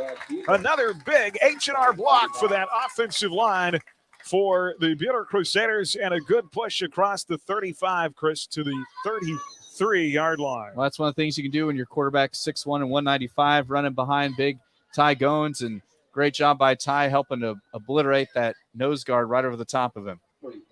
Great job as they move it deeper into Jag territory. They have been able to move the ball at times with some success tonight. Needing a score out of this one. 6:03 to go in the third. 23-6 Andover Central. Jags nearly jump.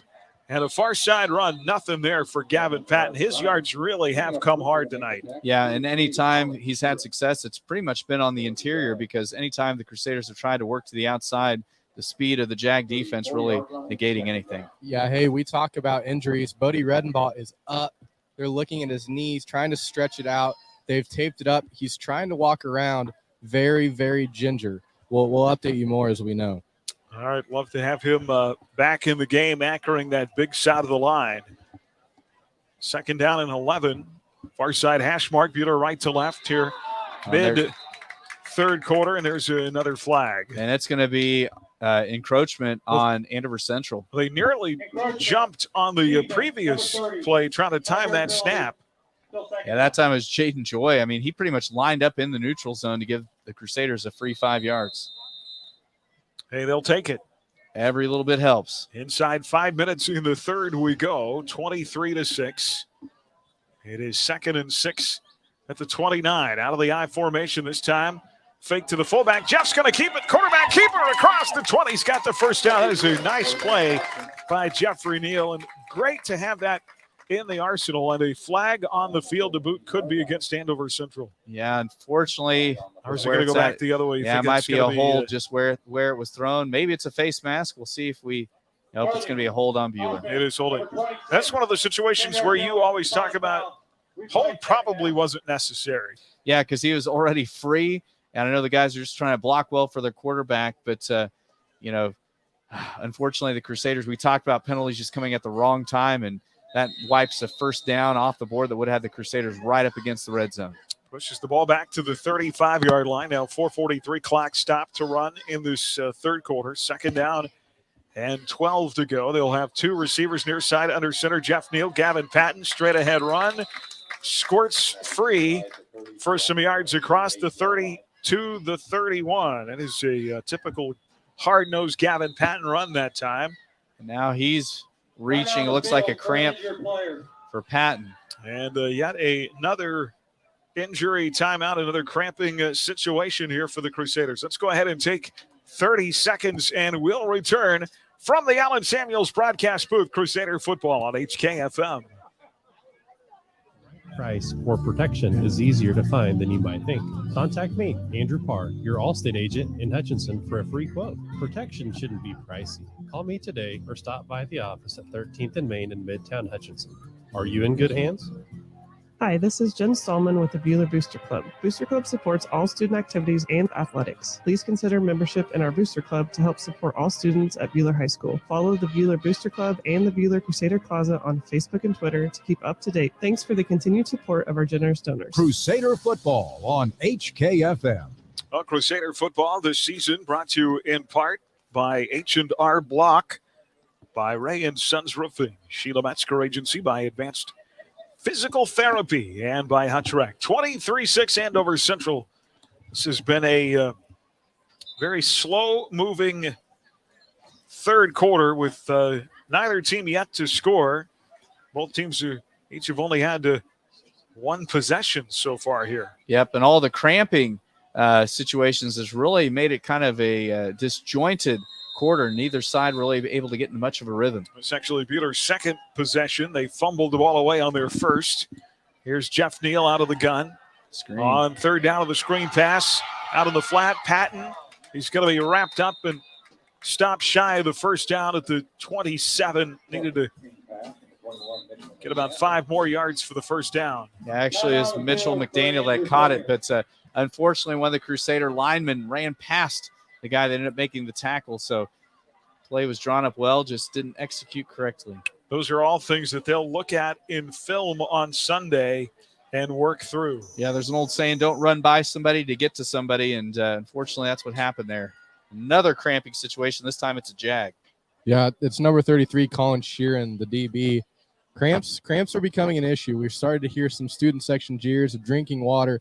They're trying to get players have fluids in. Halftime, they're trying to get juices in them. But cramps are now part of the game, and it's going to determine how well the team does from here on out. Sterling College football coming up on HKFM, but tomorrow as the Warriors open their season on the road at St. Mary. They take on the St. Mary Spires. That is a late kick, I believe. 6 o'clock kickoff tomorrow night with 5:30 pregame here on HKFM. This opening weekend of high school and college. NFL does not start until next weekend. Sterling was leading Remington in our Buhler Dental Care scoreboard at the half, 21-8. Trinity Catholic leading Sedgwick 17-6. And a halftime score, McPherson 27, Great Bend 7. And from news director Lucky Kid, I know some of the games out west are in the lightning delay. You can kind of see those storm clouds building. Luckily, we can't see any of the lightning here in Buhler. All right, 4th down and 14. Buhler going to go for it. Jeff looking for a big pass play. It's complete up at the 15-yard line. On the far side, a hash mark. Right down that seam and a first down. Yeah, Jace Henderson that time making the snag, and big completion there for Buhler. Gets the ball inside the red zone and a fresh set of downs, and has some new life in this Buhler offense. Goes for 16 yards and a first down.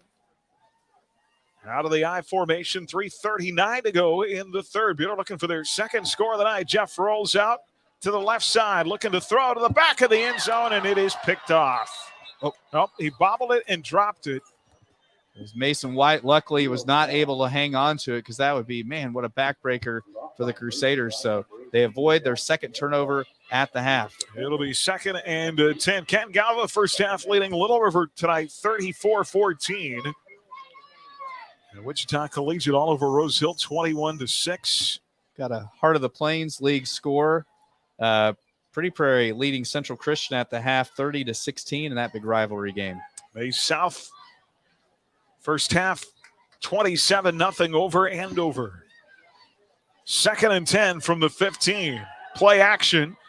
Pressure in the backfield. Jeff steps up in the pocket, and he'll throw it away. Out of bounds. It'll be 3rd down and 10 to go from the 15-yard line. Clock stops with 3:24 to play here in the third quarter. Another updated score, this time from Hessfield and Halstead. Now Smoky Valley leading the Dragons 24-12 with 3:08 left to go in the third. Goddard up over Campus 28-14. Arc City leading Winfield 36-7. All right. Well, big 3rd down on the way here for Buhler. Most likely in 4-down territory, so they don't have to get it all right now, but sure would be nice. All right, 3rd and 10 for the Crusaders. We'll have the Vikes at home coming up in week 4. Winfield out of the gun, trips left on 3rd down. Jeff to throw, near side, comeback route, caught right at the first down stick. And they'll mark him inside the 5 at the 4-yard line. Yeah, nice reception on the far sideline. Still trying to get a number. It was Matthew Eddy. Great job. He's been nails tonight for the Crusaders. And Buhler now with the 1st and goal. Yeah. Hey, quick update on Bodie Redenbaugh. They got ice on his knee. Unlikely that we will see him the rest of this game. He is all alone there, sitting on the bench here on this Buhler sideline. Out of the I formation, 1st and goal, run to the end zone, touchdown, Crusaders! Gavin Patton takes it to the house off the right side, 4-6, and the second score of the night. And just like that, Buhler cuts it to an 11-point game with a chance to cut it to a 10-point game.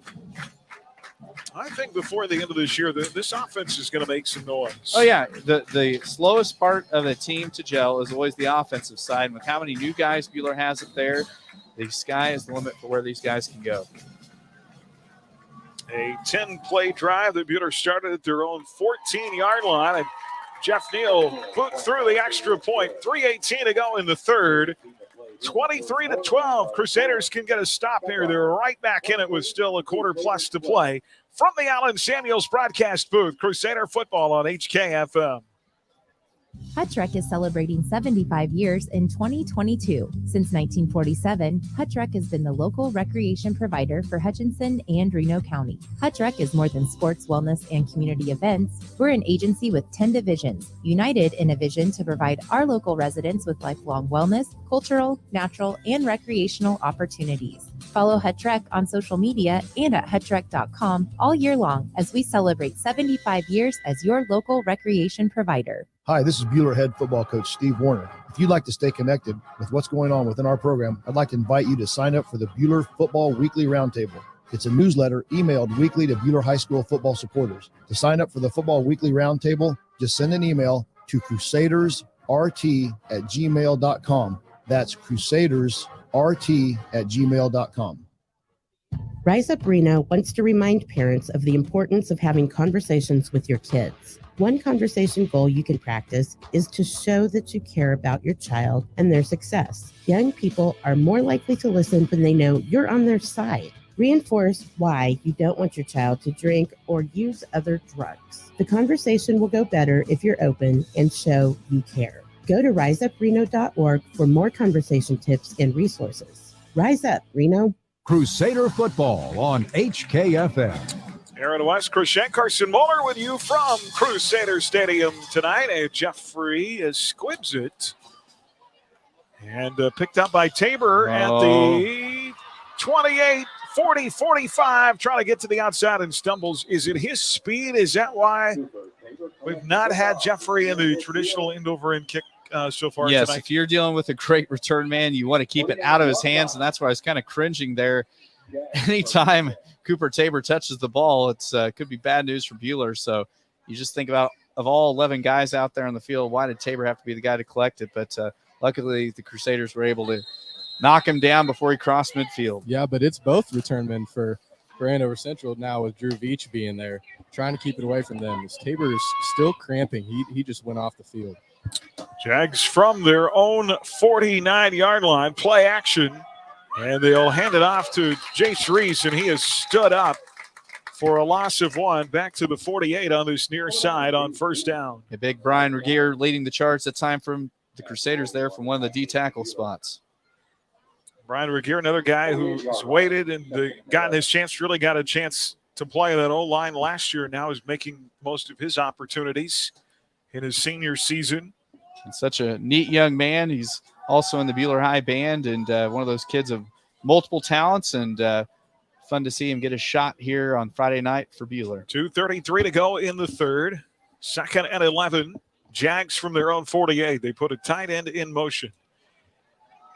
And they'll hand it off. Reese breaks free. First down, 40. 35-30, and a flag out in the secondary at the end of the run at the 31-yard line. We'll see if that run is coming back or not. It was Eddie and also Owen Schmidt teaming up for that tackle. Might be a horse collar, might be a hold. Personal foul, face mask, defense, number 10. It's a face mask on the Crusaders. They'll add 15 yards to the end of the run, and that's going to set up the Jags in great field position all the way up to the 17-yard line. Wow. It's a tough penalty for the Crusaders. And Reese has been just a tough runner on those quick hitting dives up the gut. Spread look, trips right out of the gun. Back to the ground. It's Archibald running to the left side. Forward progress to the 10. For Andover Central's Maddox Archibald. A gain of 7 on first down, left side run. One of the Crusaders just got a little piece of him. I believe it was Braden Gentry. But now they're inside the ball right at the 10-yard line. The Crusader defense really backed up against.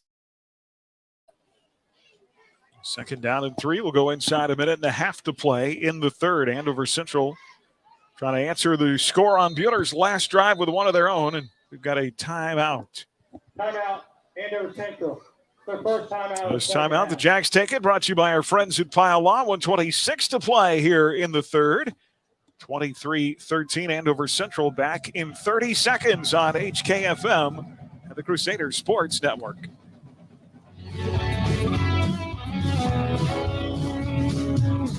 We're here to keep you rolling. Rod's Tire and Service. Mayhem is everywhere. Protect yourself. Hi, I'm Andrew Parr, your Allstate agent in Hutchinson. Protection shouldn't be pricey. Call me today or stop by the office at 13th and Main in Midtown Hutchinson for a free quote. Are you in good hands? Crusader football on HKFM. Back here from the Allen Samuels broadcast booth tonight on this opening night of high school football across the Ad Astra Sports Network. You can find the schedules and the scores. Click on sports at adastraradio.com. 2nd down and 3 for the Jags from their 10. Play action. Pass near side, and it is dropped. Would have probably been a first down. Pass is actually thrown a little bit behind the fullback, Mason Sanchez. Yeah, it was just a little curl route here in the near flat, and luckily he didn't hold on to it, because if he would have made the catch, there was a lot of real estate between him and the goal line. As it is, it'll set up a 3rd down. You got to figure Andover Central here is in 4-down territory. Buhler had a stop late in their own territory in the first half. See if they can come up with another one here. Yeah, what I wouldn't give for a long pick 6 or something here to really turn the tables. Buhler was so good at coming up with those big defensive turnovers last year. They'll work out of the shotgun. Barczewski. Ball. It comes loose. Who's got it? Back at the 15-yard line. The ball is loose on a bad snap. And looks like Andover Central recovered. They're going to keep it with Andover Central, but still. But it's 4th down. Yes. And Andover Central with a much different scenario. Loss of 5 with the fumbled snap back to the 15. First down stick is up near the 6-yard line. Yeah, you think about it, Andover Central a couple plays ago had it sitting 2nd down with about 2 to go at the 10-yard line, and now a 4th and long. Look at it, 4th and 8 here, and they're going to go for the field goal. Isaac Say will come on. The kick from the 21-yard line. It'll be the hold of Cooper Tabor. So looking at a 31-yard field goal. It's got the distance. Wide right. And it is no good. Missed, and the Black Knight defense holds with 25 seconds to go. They're still in this ball game. 3rd quarter and a 10-point score, 23-13. Yeah, you were talking about it, Aaron, that was really kind of a critical juncture when we were at one of those timeout breaks, just thinking about, man, if we could hold here, there's a big difference between being down 10 and being down 17 in the 4th quarter. Well, Isaac Say had plenty of leg, but just hooked it to the right. No good on that 31-yard attempt. 25 seconds to go. Buhler will take over on downs, 3rd quarter from their own 20-yard line. A score here would pull them within 1 score. Here is Jeff Neal out of the shotgun. Spread look. They throw, reaching out and grabbing it. Matt Eddy at the 20, but they say he picked it up off the turf, incomplete. Yeah, Eddie was just on a little hook route here on the near side around the 30-yard line. The ball was thrown a little bit behind him, so Eddie wasn't able to scoop it up. So bring up a 2nd and 10. I teased Matt. He was on in our player profile Monday night, and the mullet is gone. He got a haircut. Oh, he did? Okay.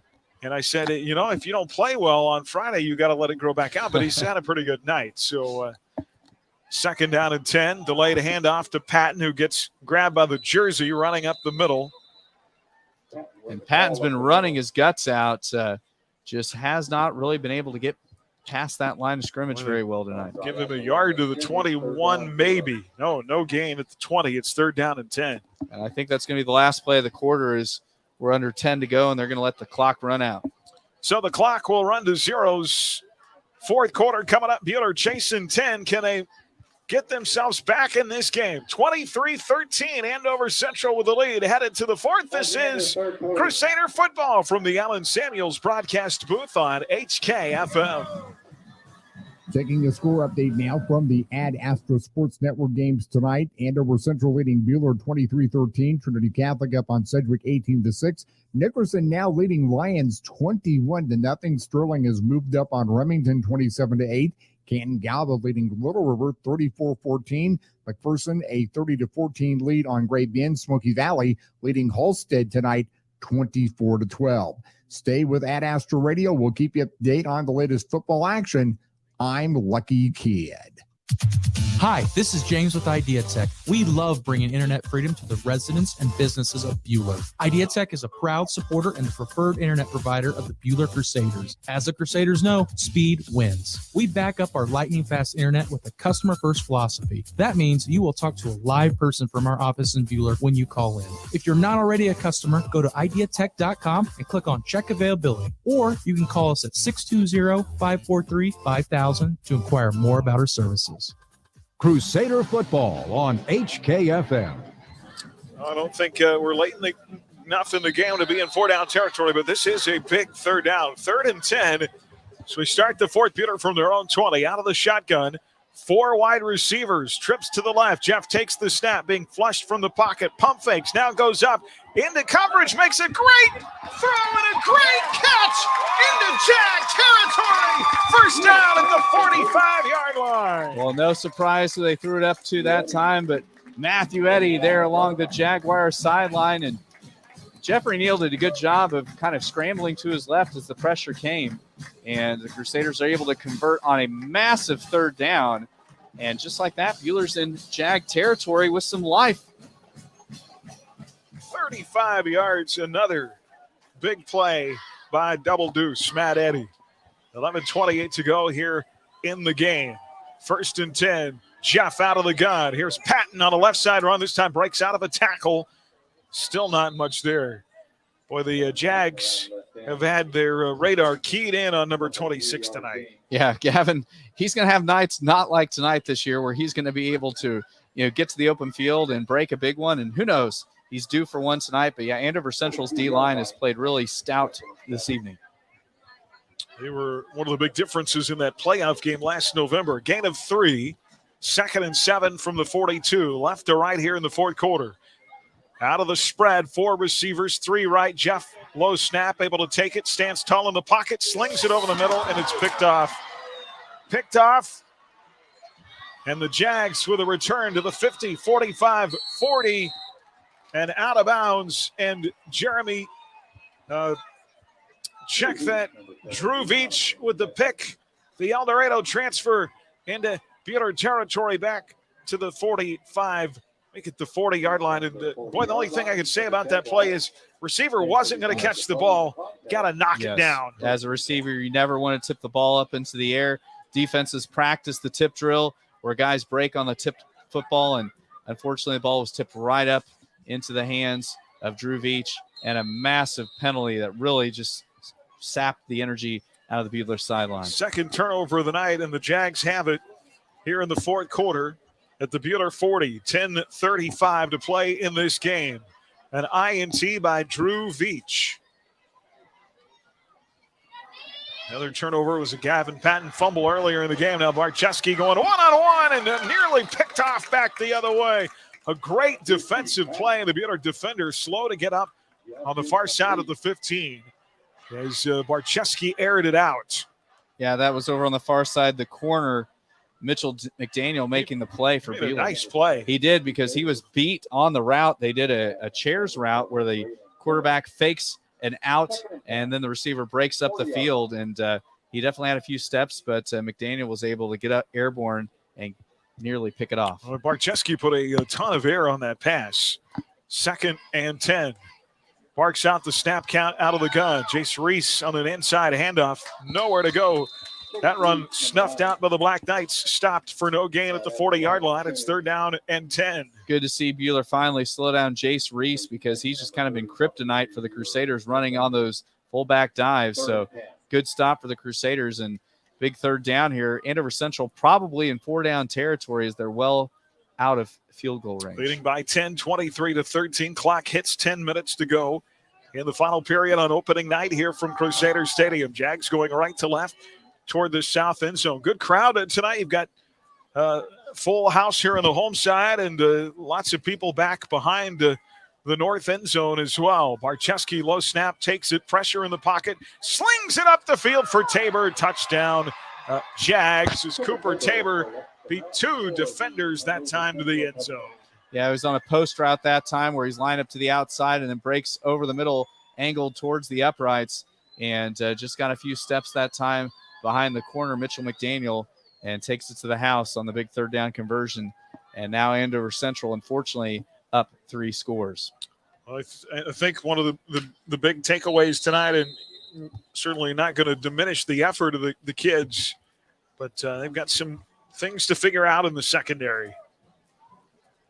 Say comes out for the PAT from the 10. Another bad snap on the PAT. This time the throw into the end zone is incomplete.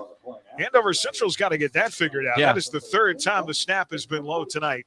9:36 to play in the fourth. 29-13, Jags lead it. Crusader football from the Allen Samuels broadcast booth on HKFM. New Felch Flooring, proud supporter of Buhler High School activities. We are your experts for all your floor covering needs. Please make an appointment to visit us at 110 West 2nd, downtown Buhler, or give us a call at 620-543-2274. Go Crusaders!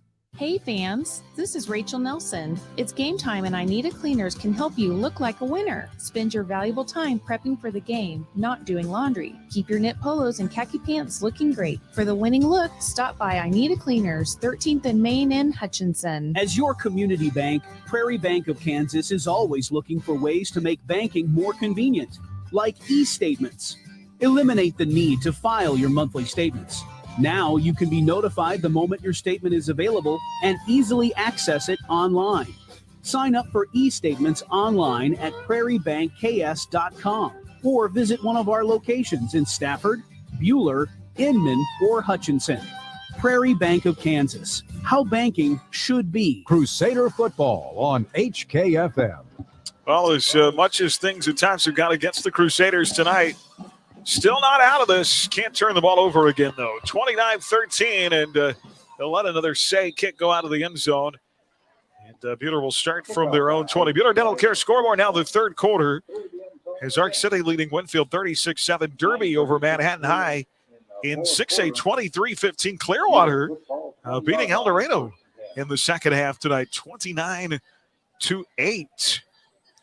Score from over yonder, Nickerson now leading Lions 21-0 at the end of 3. And some of the other games across the network tonight, we had an updated Great Bend. McPherson scored. It's now 30-14 up in McPherson with the Pups leading. See Great Bend at their place in a couple of weeks. Gavin Patton with a handoff out of the eye. Forward progress of 2 yards to the 22. Chanute leading Augusta 22-14. Blue Comets ranked top 5 to start the year. We'll see. I'm never really high on the bigger schools in the Southeast because they don't have a lot of competition in the Southeast. There aren't a lot of those bigger schools. Yeah, sometimes there's a few paper tigers lurking that part of the world.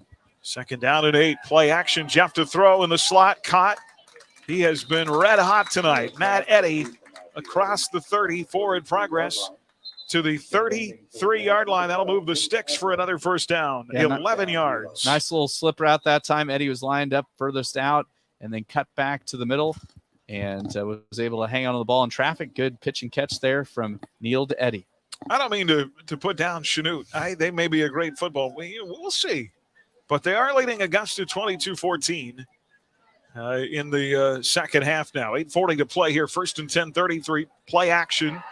And Jeff's going to be brought down to the backfield. He pump faked there, maybe one too many times. And Jaden Joy, defensive lineman, got him in the backfield for a big loss. So 2 steps forward, 3 steps back, unfortunately, for the Crusaders. Luckily, that sack was on first down, which if you're ever going to take a sack, first down's the best time to do it because at least you have some multiple opportunities to try to dig yourself out of the hole. But again, unfortunately, Buhler's big tackle is sitting over here all by his lonesome on the sideline. Yeah, that makes a big difference. Bodie, really one of the premier O-linemen for the Crusaders this year.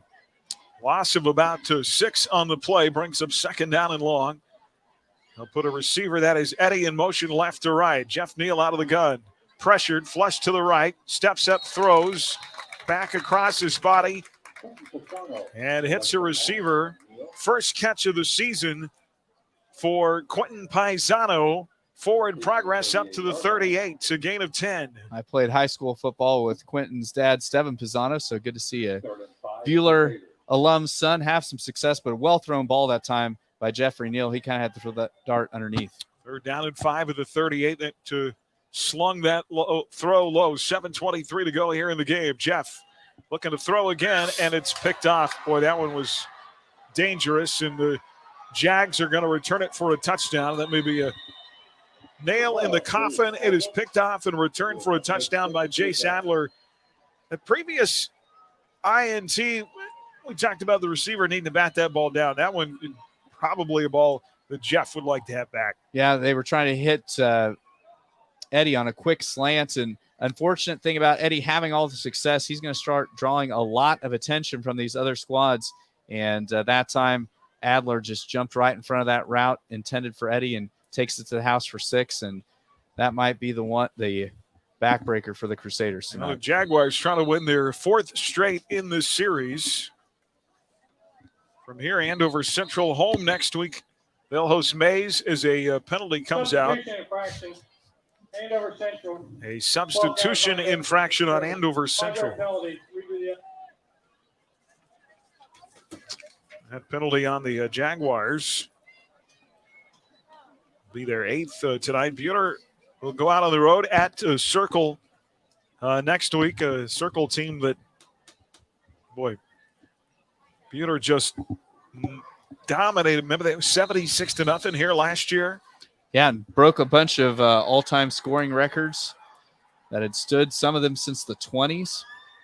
That was a really good Circle team, too. Second most points scored in Crusader history. And a flag again out at the snap. And a false start on Andover Central. 5-yard penalty. They've now got 9 penalties tonight. Yeah, the record is 109. Odds are that'll never be broken. Yes. Who was the 109 against? I can't Mound remember. Ridge. Okay. That would have been way back. Back in the MKL days? Yeah, in the days of the Mid-Kansas League when it was Buhler and Mound Ridge and Inman. Yeah, and that would have been before Coach Vance Unrau was coaching basketball at Mound Ridge. And I just saw the other day, Coach Unrau, this is his 38th season there at Mound Ridge, I believe. So Say's going to try from his 20 now. It's turned into a field goal instead of a PAT, and it's no good. 7:12 to play here in the game, 35-13.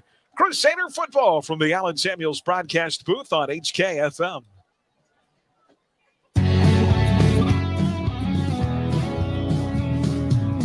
We're here to keep you rolling. Rod's Tire and Service. Rod here from Rod's Tire and Service in Hillsboro. We understand when you need ag tires, you need them now, not 3 weeks from now. That's why we've built up our inventory to make sure we'll probably have something for you. If you have not considered Wade Patton Insurance for your homeowner's insurance, you should call on us.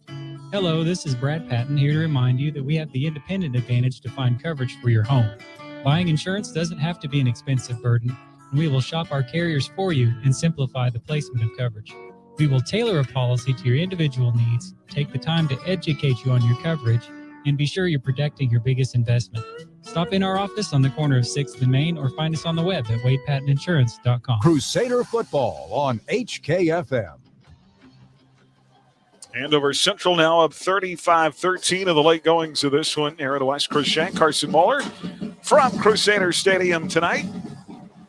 And Isaac Say will kick it off and boot it again into the end zone for a touchback. That kid has a leg. He's been pretty good tonight. Buhler 7:12 to go in the game. Again, we'll start from their own 20. 2 turnovers in the second half, which have just been backbreakers, huh? Yeah, the turnovers have been killer.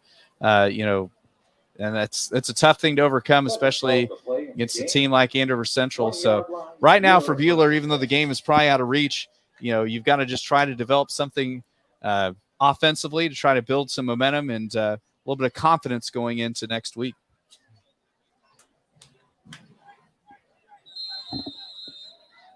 Buhler will work out of the shotgun here and a low snap. Jeff Neal can't pick it up. It's still loose on the turf.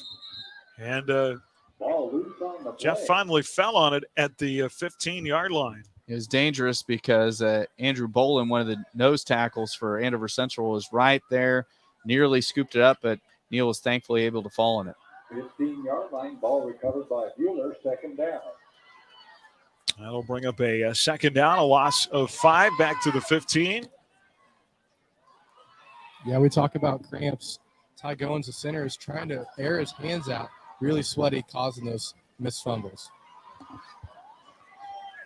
There's a handoff up the middle. Gavin Patton will get the lost yardage back across the 20. Forward progress to the 21-yard line, a gain of 6. It's one of Patton's bigger gainers of the year, or of the night. So that 109 points, Mound Ridge, October the 21st, that was 1921. So 101 years ago. Yeah. Not anybody left that witnessed or participated in that game. 76 points. Most points Buhler had scored in a game since 1960. Last year here against Circle late in the season. I think T-Birds graduated a ton too. Here's a throw in the slot. That is going to be caught. Across the 25 to the 26-yard line. It'll be hauled in. First catch of the year for Austin Rogers. Austin Rogers, one of those seniors that's waited his time to become a starter, and a flag down on the field near the 21-yard line. Let's see what the call is. Buhler put up 455 points last year, 6th most in school history. They really were a good football team late in the year. But Andover Central talked about the talent they had on the defensive side of the ball last year. Yes, well, they have 2 of those seniors are playing football at Pitt, one at Garden City. One is a preferred walk-on playing football at KU, and one of them's pole vaulting at KU. So they had 5 college athletes. They forced 5 turnovers in that game. Well, you want to circle a difference. You turn the ball over 5 times. Very rarely will you win a game. Yeah, and the officials really taking their sweet time on this call. Yeah, I think we're going to get a neutral zone on the defense, and so I think the conversation is what if the Crusaders want to accept it and redo it or not. Prior to the snap, we should have had encroachment defense. It's going to be a 5-yard penalty, and Buhler will have third down. Austin Rogers got to be out there lobbying. Hey, man, that was my first catch. Yes. Now you're going to take it away. Poor AJ's first catch gets wiped off the board, but I'm sure he'll have other opportunities this year to get some receptions. And the ball is at the 26, right where he caught that pass with the penalty. 3rd down and 4. Out of the gun, trips to the left side. Jeff will take the snap and a flag out again. Boy, it has been encroachment again. It has been a flag-riddled second half, hasn't it? Well, their Andover Central just gifted us with the first down, so we'll take it. Prior snap, encroachment defense, number 27. Well, Coach Tuttle said one of his big goals this year was to clean up the penalties, and that is their 11th tonight. Moves the chains, ball forward to the 31-yard line.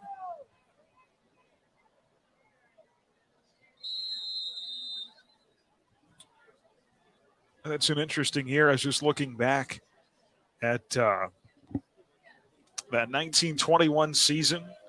I think that was even before the MKL. Mm-hmm. They scored 122 points in 1, 2, 3, 4, 5, 6 games that year. 109 of them were against Mound Ridge. Poor Mound Ridge was the whipping boy. Here's Jeff Neal out of the gun on 1st and 10 from the 31. 5:12 to go in the game, 35-13. Jeff falls down as he is chased by 3 Jaguars in the backfield, and he'll lose 10 yards back to the 21. Yeah, Neal just didn't have a chance that time as there was 3 Jaguars in his face before he could even get his feet set to try to make a throw. So they went 1-5 that year. They beat in week 4. They beat Mound Ridge 109-40. The very next week they went to Haven and got beat 140-0. That might have been that Haven team that was just murdering everybody. You know, one of the national records for most points scored in a game is actually still held by the Haven Wildcats. Second down and 19 here. Gavin Patton gets lit up at the line of scrimmage. That could have almost been a shot to the face mask there. Patton looked like he took a hit really high.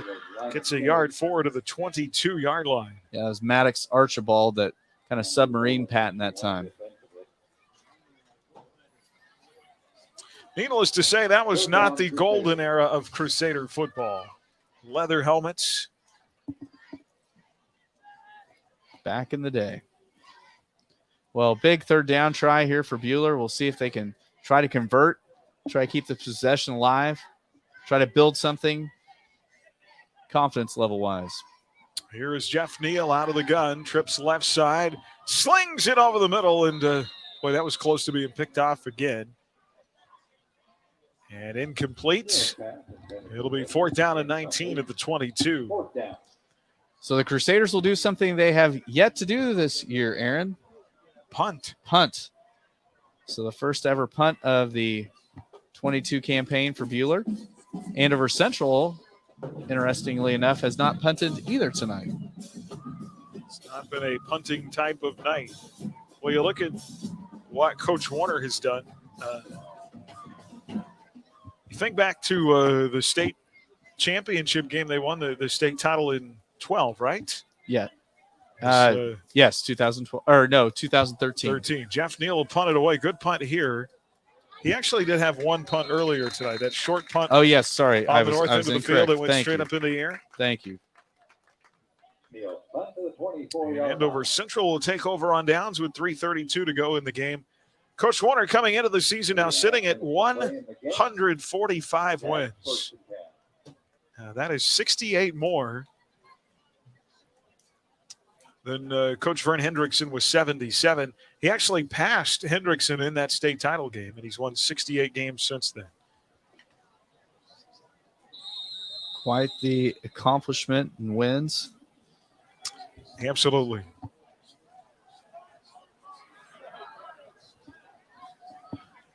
First and 10.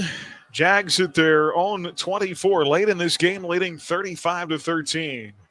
Parcheski out of the gun. And they're going to keep it on the ground here. Reese with a nice carry forward to the 29. Picks up a gain of 5. Will Haynen, one of the outside linebackers, making the stop for the Crusaders there. Coach Porter right up there with 76. In his 12 years here. One of the best to walk the sidelines for the Crusaders up in the top 3. Then you have to go back to Larry Prather with 45 wins back in the mid-70s. Head coach Prather for my golf coach as a freshman. Really falls off after that. Out of the shotgun. Handed off again to Reese across the 30. Forward progress up to the 34-yard line. He'll pick up 5 more. Looking at close to a first down. They'll move the sticks, I believe. Yeah, there'll be Braden Gentry making the stop for the Crusaders there.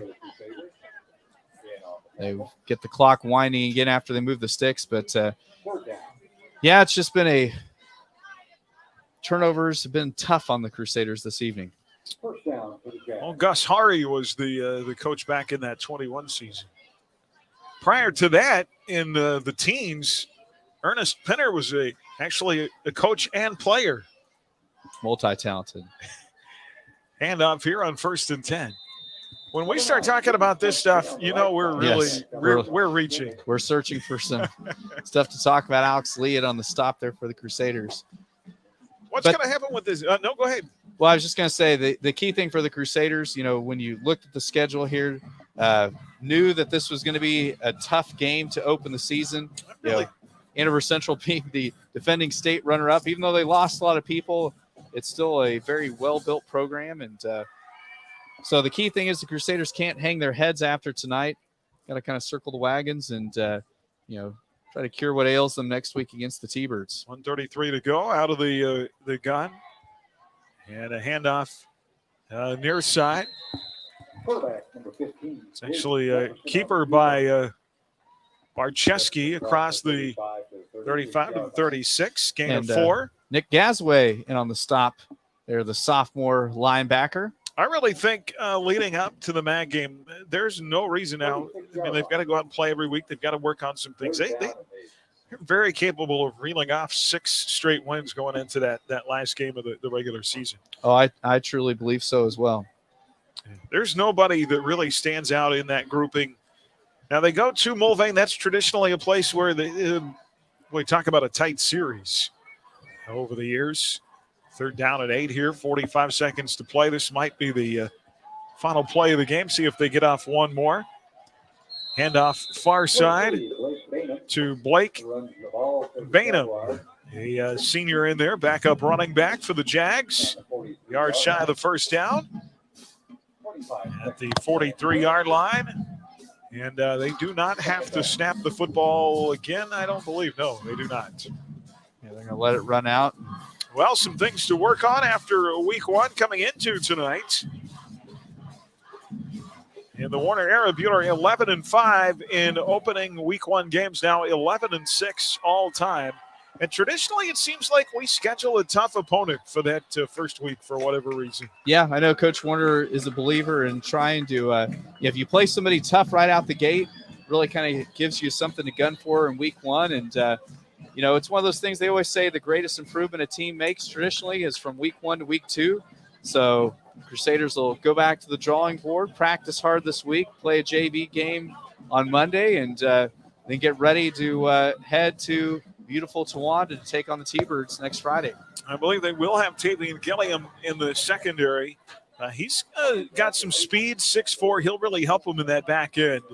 They should have him back next week. So that should help. And just one of the big things, too, for all those Crusaders tonight that had their first ever varsity start, next week they should be a little bit more relaxed, settled in, and hopefully confidence level go up a little bit and go from there. Crusader football tonight brought to you in part by Adams Brown Strategic Allies and CPAs, by I Need a Cleaners, Holly's Sweet Treats by Impact Shears, and by Alpha Land Surveys. Crusader Locker Room Show when we come back. Final score 35-13. Andover Central wins their fourth straight over the Crusaders. Buhler 0-1. On the road next week at Circle. Andover Central have their home opener against Mays High. Our Locker Room Show when we come back from the Allen Samuels broadcast booth on HKFM. Coverage of Crusader football continues next with the Crusader Locker Room Show. On the way, Aaron and Chris recap tonight's game, and we'll hear the post-game thoughts of head coach Steve Warner. Your home for the Buhler Crusaders is 95.9 HKFM. If you're looking for a late starting college class, Hutchinson Community College may have what you need. It's not too late to get enrolled. We have classes starting throughout the semester. Call 620-665-3535 or email myfuture@hutchcc.edu today. At Adams Brown, our clients are the center of everything we do. Hi, this is Brett Henry. We're proud to have been named to the Inside Public Accountants Top 200 Firms for our 5th consecutive year. Adams Brown, Strategic Allies and CPAs, above and beyond. Much like going to the doctor for a physical, we can perform a physical on your vehicle. Hi, this is Steve. Welcome to the full service experience of Red Rock Auto Center. Allow us to do a complete physical on your vehicle to ensure its complete dependability. Whether preparing for holiday travel, batteries, or brakes, we are your locally owned, family-owned, full-service repair facility. Visit us today in South Hutchinson or go to redrockautocenter.com. Red Rock Auto Center. We're here when you need us. Hi, this is Randy Gotti with the Buhler Booster Club. Please consider membership in our Booster Club to support all students at Buhler High School. Follow the Buhler Booster Club and the Buhler Crusader Closet on Facebook and Twitter to keep up to date with new arrivals and activity schedules. Hi, I'm Dr. Dal Hunt with Buhler Dental Care. At Buhler Dental Care, we have great registered hygienists to help schedule your family for convenience. You will receive high-quality dental care and build a positive relationship with our experienced staff in a pleasant and reassuring atmosphere. We like to have some fun with you and get to know you while you spend time with us. So be sure to give us a call at 620-543-2768 or email us at drdalldds@gmail.com. Buhler Dental Care, providing healthy smiles with a gentle touch. At Dick's Phillips 66, our family has kept motorists on the road for nearly 60 years. Hi, this is Janet Dick, inviting you to stop by our locally owned station at 1215 East 4th in Hutch. Dick's offers top-tier gasoline, grab-and-go food options, and friendly service. Wherever you're headed, every journey begins with a stop at Dick's Phillips 66, 4th and Stevens in Hutch. Are you building a house? A swimming pool? Are your lights flickering? Call Schmidt Electric. That's Schmidt Electric, 620-960-6755. Schmidt Electric will take care of all your electrical needs. Got Spock? Crusader football on HKFM. Well, back here on the Crusader Locker Room Show as Andover Central wins it tonight 35-13. Fellas, I know for sure disappointing. Not able to come back. At one point we thought they were within 10, got the ball back late in that third, but a couple of tough turnovers in that second half, and it just seemed like whenever a negative play happened, whether it was a penalty or a turnover, something like that, they just weren't able to overcome those. Yeah, I mean, some of the penalties early were big that really kind of – and they weren't big penalties. They were just 5-yard varieties, but they were ones that cost us first down conversions. And then the turnovers just mounted up. But I tell you, there's so much this team, so many young people that this is their first ever time playing meaningful minutes in varsity. So, I mean, I really feel like the upside of this team, they've got a lot of – they can go up. Yeah, I don't ever remember a year under Coach Warner when we've had this many underclassmen contribute. That's unusual. Yeah, I mean, you think it's a blessing when you have it last year. You have, hey, look, we have seniors on every side of the ball except for 1 or 2 juniors. And you look at it this year and you're like, oh, no, all of those seniors are gone. So we talked about before the game, jitters. What does that look like? It's evident. You come in, you're feeling good, you got all the momentum, and then we score and we're rolling, and then they score. And when you don't have that experience, you're not quite sure how to deal with that. It takes some time to develop. We look for guys to step up. Film session, coaches are going to be helpful. They have stuff to work on, and they have a solid opponent who's fundamentally sound. They've lost their quarterback, who was their main playmaker at Circle. So it's going to be a great week to build on and a great week to come out guns blazing for these young guys, especially our DBs. Absolutely. As you start having success, that'll snowball for them. Yeah, and something tonight, I mean, the run game really never got going for Buhler tonight. And so that's one of the things that you think not every night is a run game going to be stuffed like it was tonight. I mean, we're going to get better at running the football, and that opens up so many things, because tonight we really had to kind of put the ball on the shoulders of Jeffrey Neal to throw the ball, and, did a fairly good job tonight. The one pick really wasn't his fault. One of them was, but when you're a quarterback, you got to take the good with the bad. But, the neat thing is for Buhler, this hopefully won't be a loss that will really kind of derail things. Hopefully these guys will, like you said, Carson, go to work this week, have a good attitude, and bounce back next week against the Circle team. Yeah, really going to have those leaders, those seniors kind of rally around him and say, okay, let's go. And hopefully Bodie Redenbaugh is okay. That would be a setback early in the season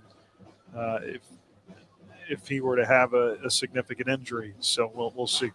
We'll get to our stats coming up, our player of the game as well, and recap some other scores for you all on our Crusader Locker Room Show. Coach Warner joins us now. We'll get to post-game thoughts for him. Coach, times when your team was right in it tonight, you had the ball back there late in the third, and I thought maybe, but just some mistakes that your guys weren't able to overcome at the end of the day. Well, that's a lot of it, and then also the speed of one kid, number 2. Cooper Tabor, I think is his name, and we didn't have an answer for him. But we had 2 huge penalties in the first half that stopped drives, and we were doing what we wanted to do: 3 yards in a cloud of dust, keeping the ball out of their hands, the short passing game, and doing a lot of stuff that we like to do. And you can't have penalties when you're in a situation like that, and those penalties really hurt us. Yeah, gave up obviously those big plays to Tabor in the first half that kind of set the tone, and then talked about some of those penalties. I know that it's particularly tough when you get behind on down and distance as a running team. It takes you out of how you'd like to call the game, and really changes things for you. Well, especially when we're moving the ball on the ground. It's not like they were able to stop us. We were able to run right at them. And then we had some blown blocking assignments. Just looked like a new team. And then we have a young new team. And we're going to take some lumps, and we're going to have to just continue to get better in practice. And, it's frustrating because, we started 3 sophomores, and they're going to make mistakes in the deep backs, and tackling was one of them. And, they're just not as big and as physical as the kids are playing against. That's something we're going to have to improve on. Oftentimes you'll hear people say that some of your biggest improvements will happen from that week 1 to week 2. Now that these guys have experienced the speed of the game, that they've been able to get out there and kind of have something to gauge off of, how much will that help them? I think it'll help us a lot. And I really felt like we matured there in the third period. The fourth period was ugly, and that's because, we went to our passing game and we're just not ready to do that yet. And then we lost Bodie. That hurt us, even running and passing. But I felt like we had a good third quarter and we were maturing. And then, of course, I'm with you. I thought we had a chance that we could come back. And defense had a couple of nice stands. And then being down by 2 scores, we pretty much had to throw and pass blocking out, bringing in another young lineman after Bodie goes out. And then, that hurts our offensive line. And we're not sure what's wrong with Bodie and how long he'll be out. But he'll get evaluated and we'll go from there. So we're just going to have to probably live a couple of games without him and try to do the best we can. Yeah, well, Coach, going forward, I know that you guys will work through a lot of those little missed assignments or tackles. Those things really dive into those on Sunday in film and get back to work next week. And still a lot of opportunity out there. Obviously, it's just the first game. So as these guys improve, I fully expect them to get better and better. So, well, I do too, and we're going to compete. We're going to see on film. I know that the penalties hurt us. Jeffrey made some mistakes in the passing game in the first half where we had open receivers and just some things he did wrong that I know we can correct. And we're going to look at the film and we're going to be frustrated. Yes, they had some more speed than we did there, but we could have been in this game a lot closer. And at halftime, we definitely had our chances. We had 2 drives stopped by 5-yard penalties, and that those are things we can't do. And that's always, we've always talked about that. You can't have penalties, you can't have turnovers. And the kids are going to keep fighting. There's no doubt about it. They're going to keep fighting. I thought that they fought in this game, and there's still a lot of bright spots, so we're just going to keep working. Yeah, that's the interesting thing. You talked about the speed of number 2 Tabor. You take him out of the game, and that's probably a pretty evenly matched game, I would think. I would think so too. Does he? What do you have? 3 touchdowns? Yeah, ended up at one point they had 122 yards in the first half, and he had 98 of them early on. So definitely very talented. Well, tremendous athlete that we didn't have an answer for, but we'll have to keep working on it. All right, Coach. Well, we appreciate your time. Yeah, definitely. If you guys are going to get to where you want to be at the end of the year, there's a chance you'll see him again. So, all right, Coach. We just got to keep getting better every day. Thank you. Well, have a good weekend. We'll talk to you next week.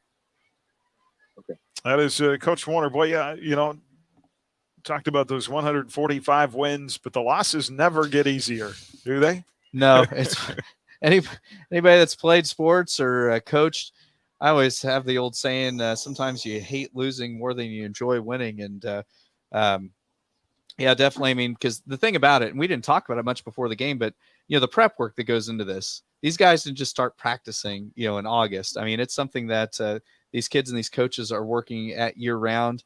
And so there's a lot of anticipation that gets built up for this. And, I think the big thing is just keeping good perspective. And, Coach Warner will do a good job of this, of, not letting one loss, roll into more and, come back and work hard, clean up things. And, we talked about it, the chance that now we have live game film that the coaches and the players can really dissect. It's one thing to go against your buddies in practice. It's another thing to go against starters from another school. Yeah, and I think this one hurts maybe a little more. A couple factors. Some of this is their first varsity game ever.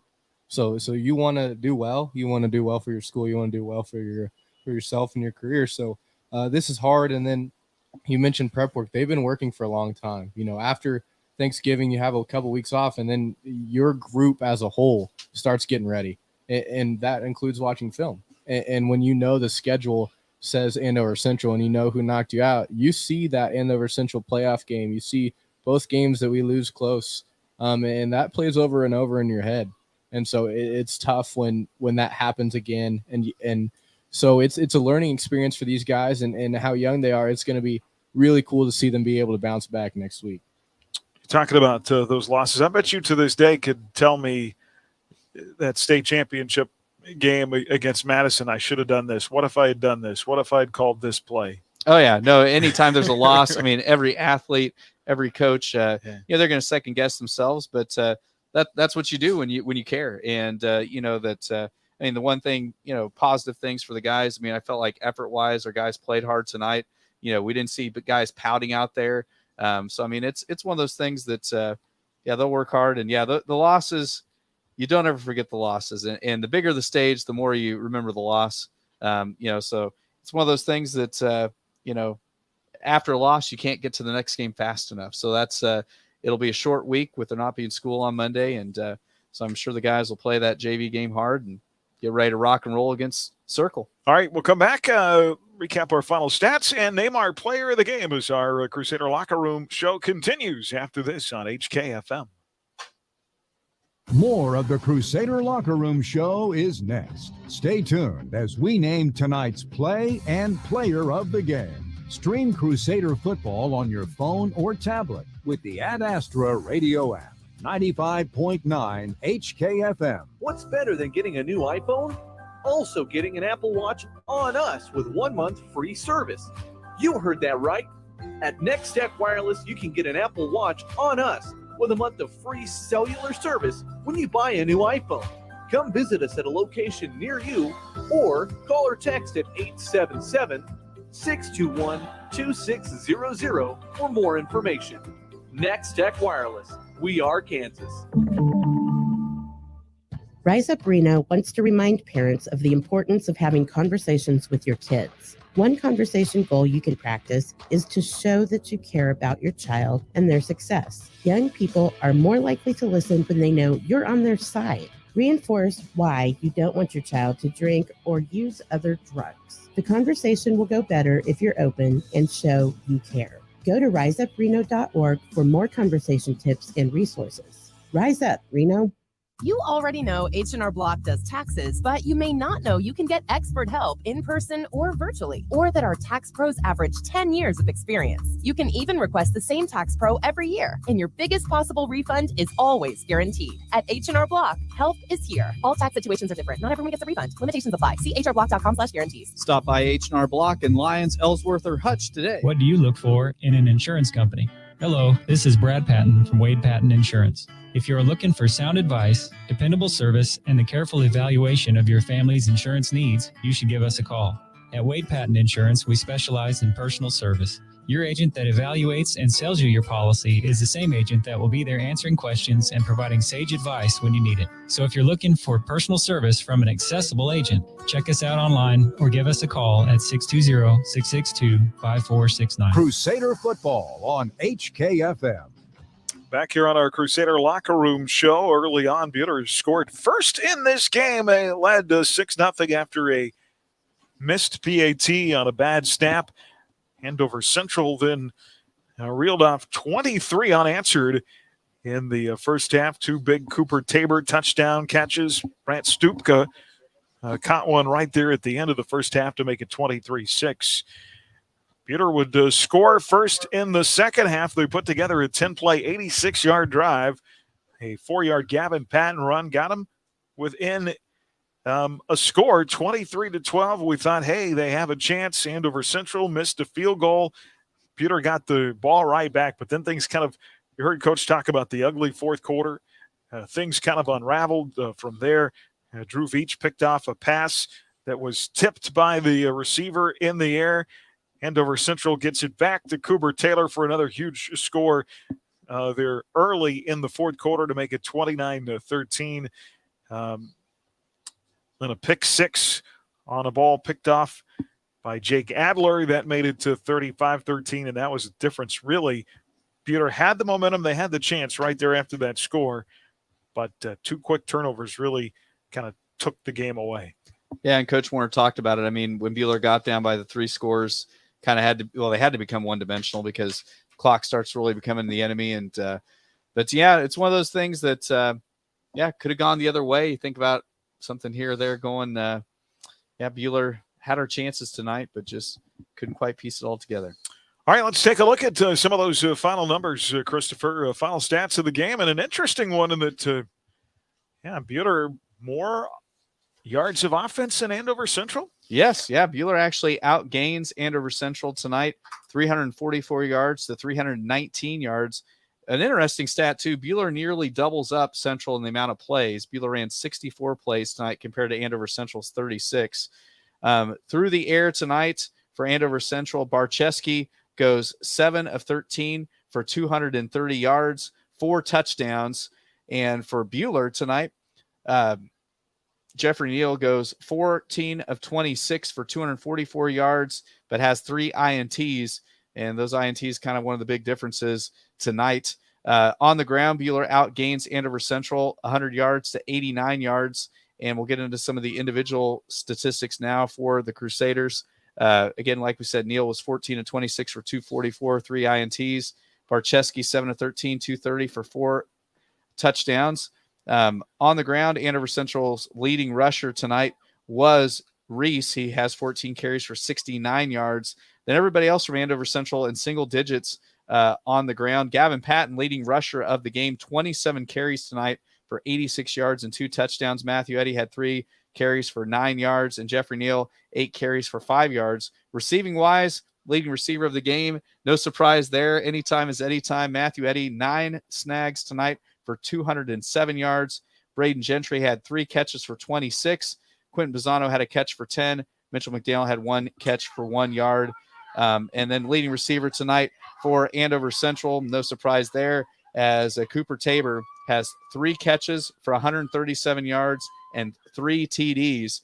So anytime you have a night where every catch you make is a touchdown, that's a pretty good night at the office. Second leading receiver for Andover Central is Drew Veach. He has the 2 catches for 71 yards. And then down the line, Mason Sanchez, the fullback, had 1 catch for 16 yards. And just any other stat that really made of note tonight. One thing Buhler did well tonight, 50% on third down conversions. They were 9 of 18. Andover Central is only 3 of 10. And Buhler, another impressive stat, we are 3 of 5 on fourth down conversions tonight. So some positive things. It's kind of interesting. Sometimes the numbers maybe lie a little bit, but the biggest thing that doesn't show up in these stats, but we did talk about turnovers really, or what I think was one of the differences for the Crusaders tonight. Well, yeah, the 3 turnovers, and then the other thing, in his first start, Jeff has to throw 26 passes. Coach Warner offense never wants to throw the ball 26 times. That's not in his, not how he writes it up. Yeah, that's for sure. Coach Warner is a power run. You go to the Shrine Bowl and you're the offensive coordinator. If you made it out to watch that game, you know that he ran the ball and ran the ball and ran the ball and ran the ball. And then maybe he threw it once in a while.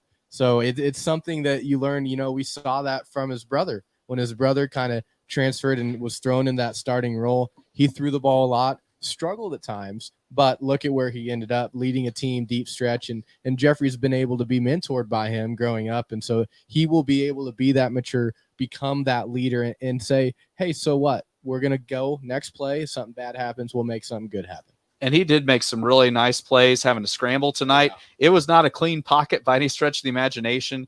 And he really did make some nice plays. I mean, I think about a couple plays where he threw the ball to Eddie, where Eddie was the only one that could have made a play on it. And that's a testament to the quarterback putting the ball where it needs to be. Well, we're going to be saying Neal to Eddie a lot this year. A couple of notes.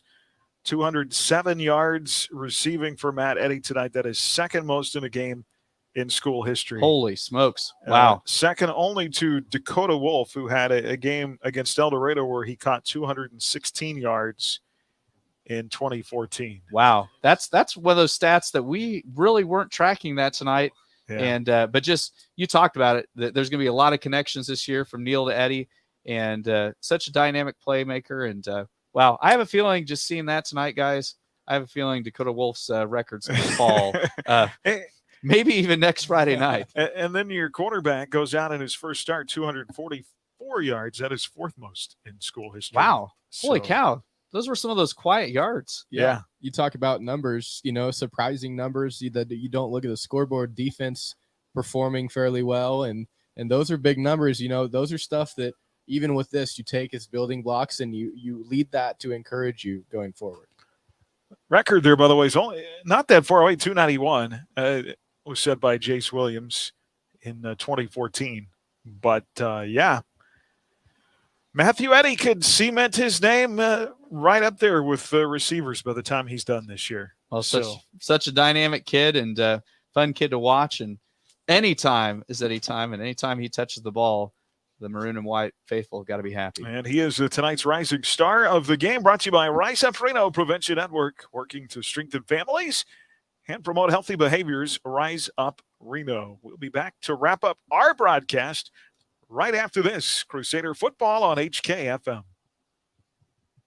Hi, this is Jen Stallman with the Buhler Booster Club. Booster Club supports all student activities and athletics. Please consider membership in our Booster Club to help support all students at Buhler High School. Follow the Buhler Booster Club and the Buhler Crusader Closet on Facebook and Twitter to keep up to date. Thanks for the continued support of our generous donors. The right price for the right protection? It exists. Hi, I'm Andrew Parr, your Allstate agent in Hutchinson, and I can help you get the right protection for the right price. Contact me for a free quote. Call me today or stop by my office in Midtown Hutchinson at 13th and Main. Are you in good hands? We're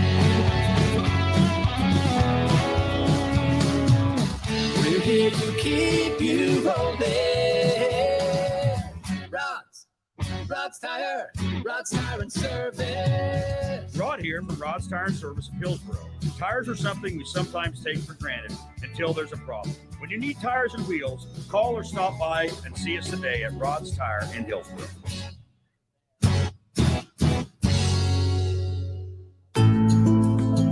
Stop by Heston Bakery and Cafe, Heston's hometown cafe, for breakfast, lunch, dinner, and everything in between. Open every day of the week.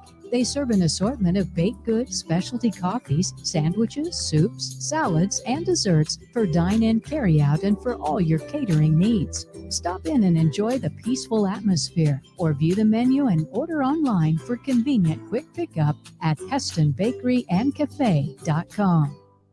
Huttrek is celebrating 75 years in 2022. Since 1947, Huttrek has been the local recreation provider for Hutchinson and Reno County. Huttrek is more than sports, wellness, and community events. We're an agency with 10 divisions, united in a vision to provide our local residents with lifelong wellness, cultural, natural, and recreational opportunities. Follow Huttrek on social media and at huttrek.com all year long as we celebrate 75 years as your local recreation provider. Crusader football on HKFM. All right, back to wrap up our broadcast tonight. Coverage of Crusader football this year brought to you in part by Sunflower Electric Supply, by Allen Samuels Chrysler Dodge Jeep Ram, Dix Phillips 66, by Buhler Dental Care, and by the Summit. Looking forward to another year and getting things going, hopefully back on the right foot next week. As we wrap up the broadcast, let's run through the scores that we do have in our Buhler Dental Care scoreboard. Chris, let's start with our games on the network tonight.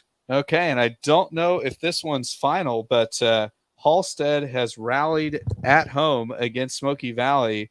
Last score we have 42-40.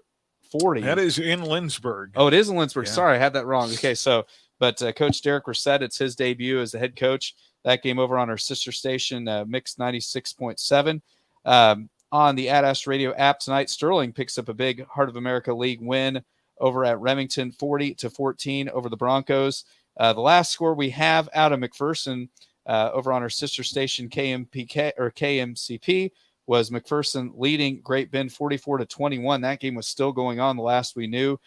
Trinity Catholic on Kansas Rocks 100.3 was leading Sedgwick in the fourth 24-18. And those were some of the scores I had elsewhere. I do know that Nickerson beat Lions tonight 28-0. So Nickerson's new head coach starts off his career 1-0. And we haven't gotten a recent update out of the Actually, here's the last score out of over at Canton Galva on Kicks 106, leading Little River 46-20 in a huge Wheat State matchup. Wow, yeah. And and Clifton Clyde 45 at Hanover tonight, which that warms my heart as a former Lynn Bulldog.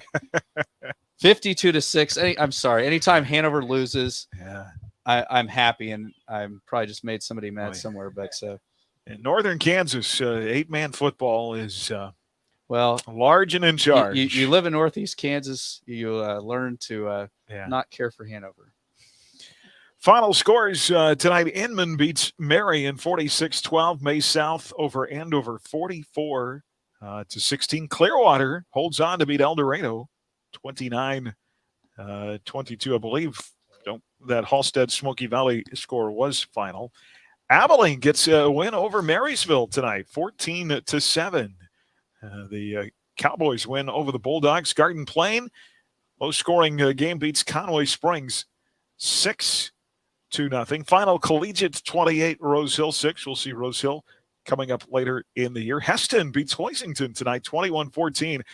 Park City dominates Winfield in the Cali Cup matchup, 43-14. The final there. Andale all over Wellington, 63-14. We just want to pencil Andale in right now as the 3A state champion. Is that fair? I think so.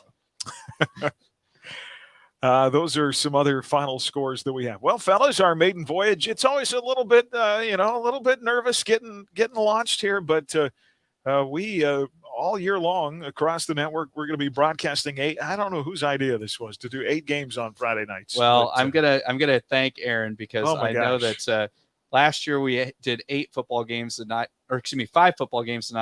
and going to 8 this year with the additional stations, quite the undertaking. I know our entire staff put in a ton of work to pull it off, and just a good feeling getting through week 1. And I guarantee you there is nobody else in the state doing 8 football games. It's a few things to worry about. So I just appreciate all your efforts, Aaron, and you being sane, and you're not punching me at all this week. No. Well, I thought there was maybe going to be moments that nonviolent Aaron was maybe these guys back here are the ones that are keeping me in it with getting the video on. We had a time of the video thing tonight. So yes, thank you to Colton. I know he had to navigate some firewalls that would make the CIA proud tonight. And you guys graduated and thought you left this place, and we hauled you back in. So it's like Hotel California. we thought so. Couldn't get rid of us that easy, though. All right. Well, thanks, fellas. Great broadcast tonight. Thanks to you for listening wherever you are at, and follow us along on our journey all season. Another great year of Crusader football.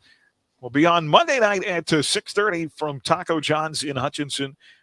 Coach Steve Warner will join us in our Crusader Coaches Show.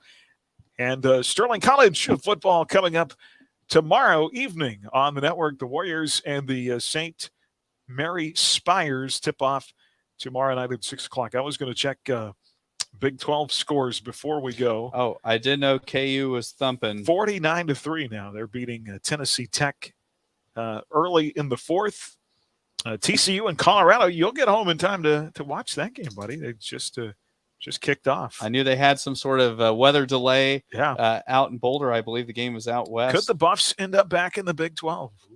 I would love to see that just because it's a drivable game. And Oklahoma State opened up with a win last night against Central Michigan, 58-44. Good start for the Cowboys, who I think are in the conversation for the title in the Big 12. Oh, no doubt. I mean, the Big 12 is so wide open this year.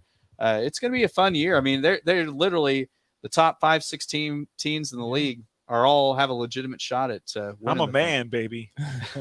I'm 40. That was a while ago now. He's like 50-something now, isn't he? And he's got a son that's tearing it up for Stillwater High, and the mullet's gone.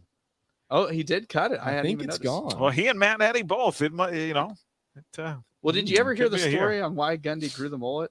No, you'll have to tell me. Gundy stories. So, supposedly, yeah. Oh, sorry. No, it's okay. West Virginia lost last night. Pitt beat them 38-31. So that's going to wrap it up, our broadcast for tonight. We'll see you next Friday on the road in Towanda to take on the Circle Thunderbirds. 7 o'clock kick, 6:25 for the Midway Motors Drive to the Game here on HK FM. Are you tired of your dustier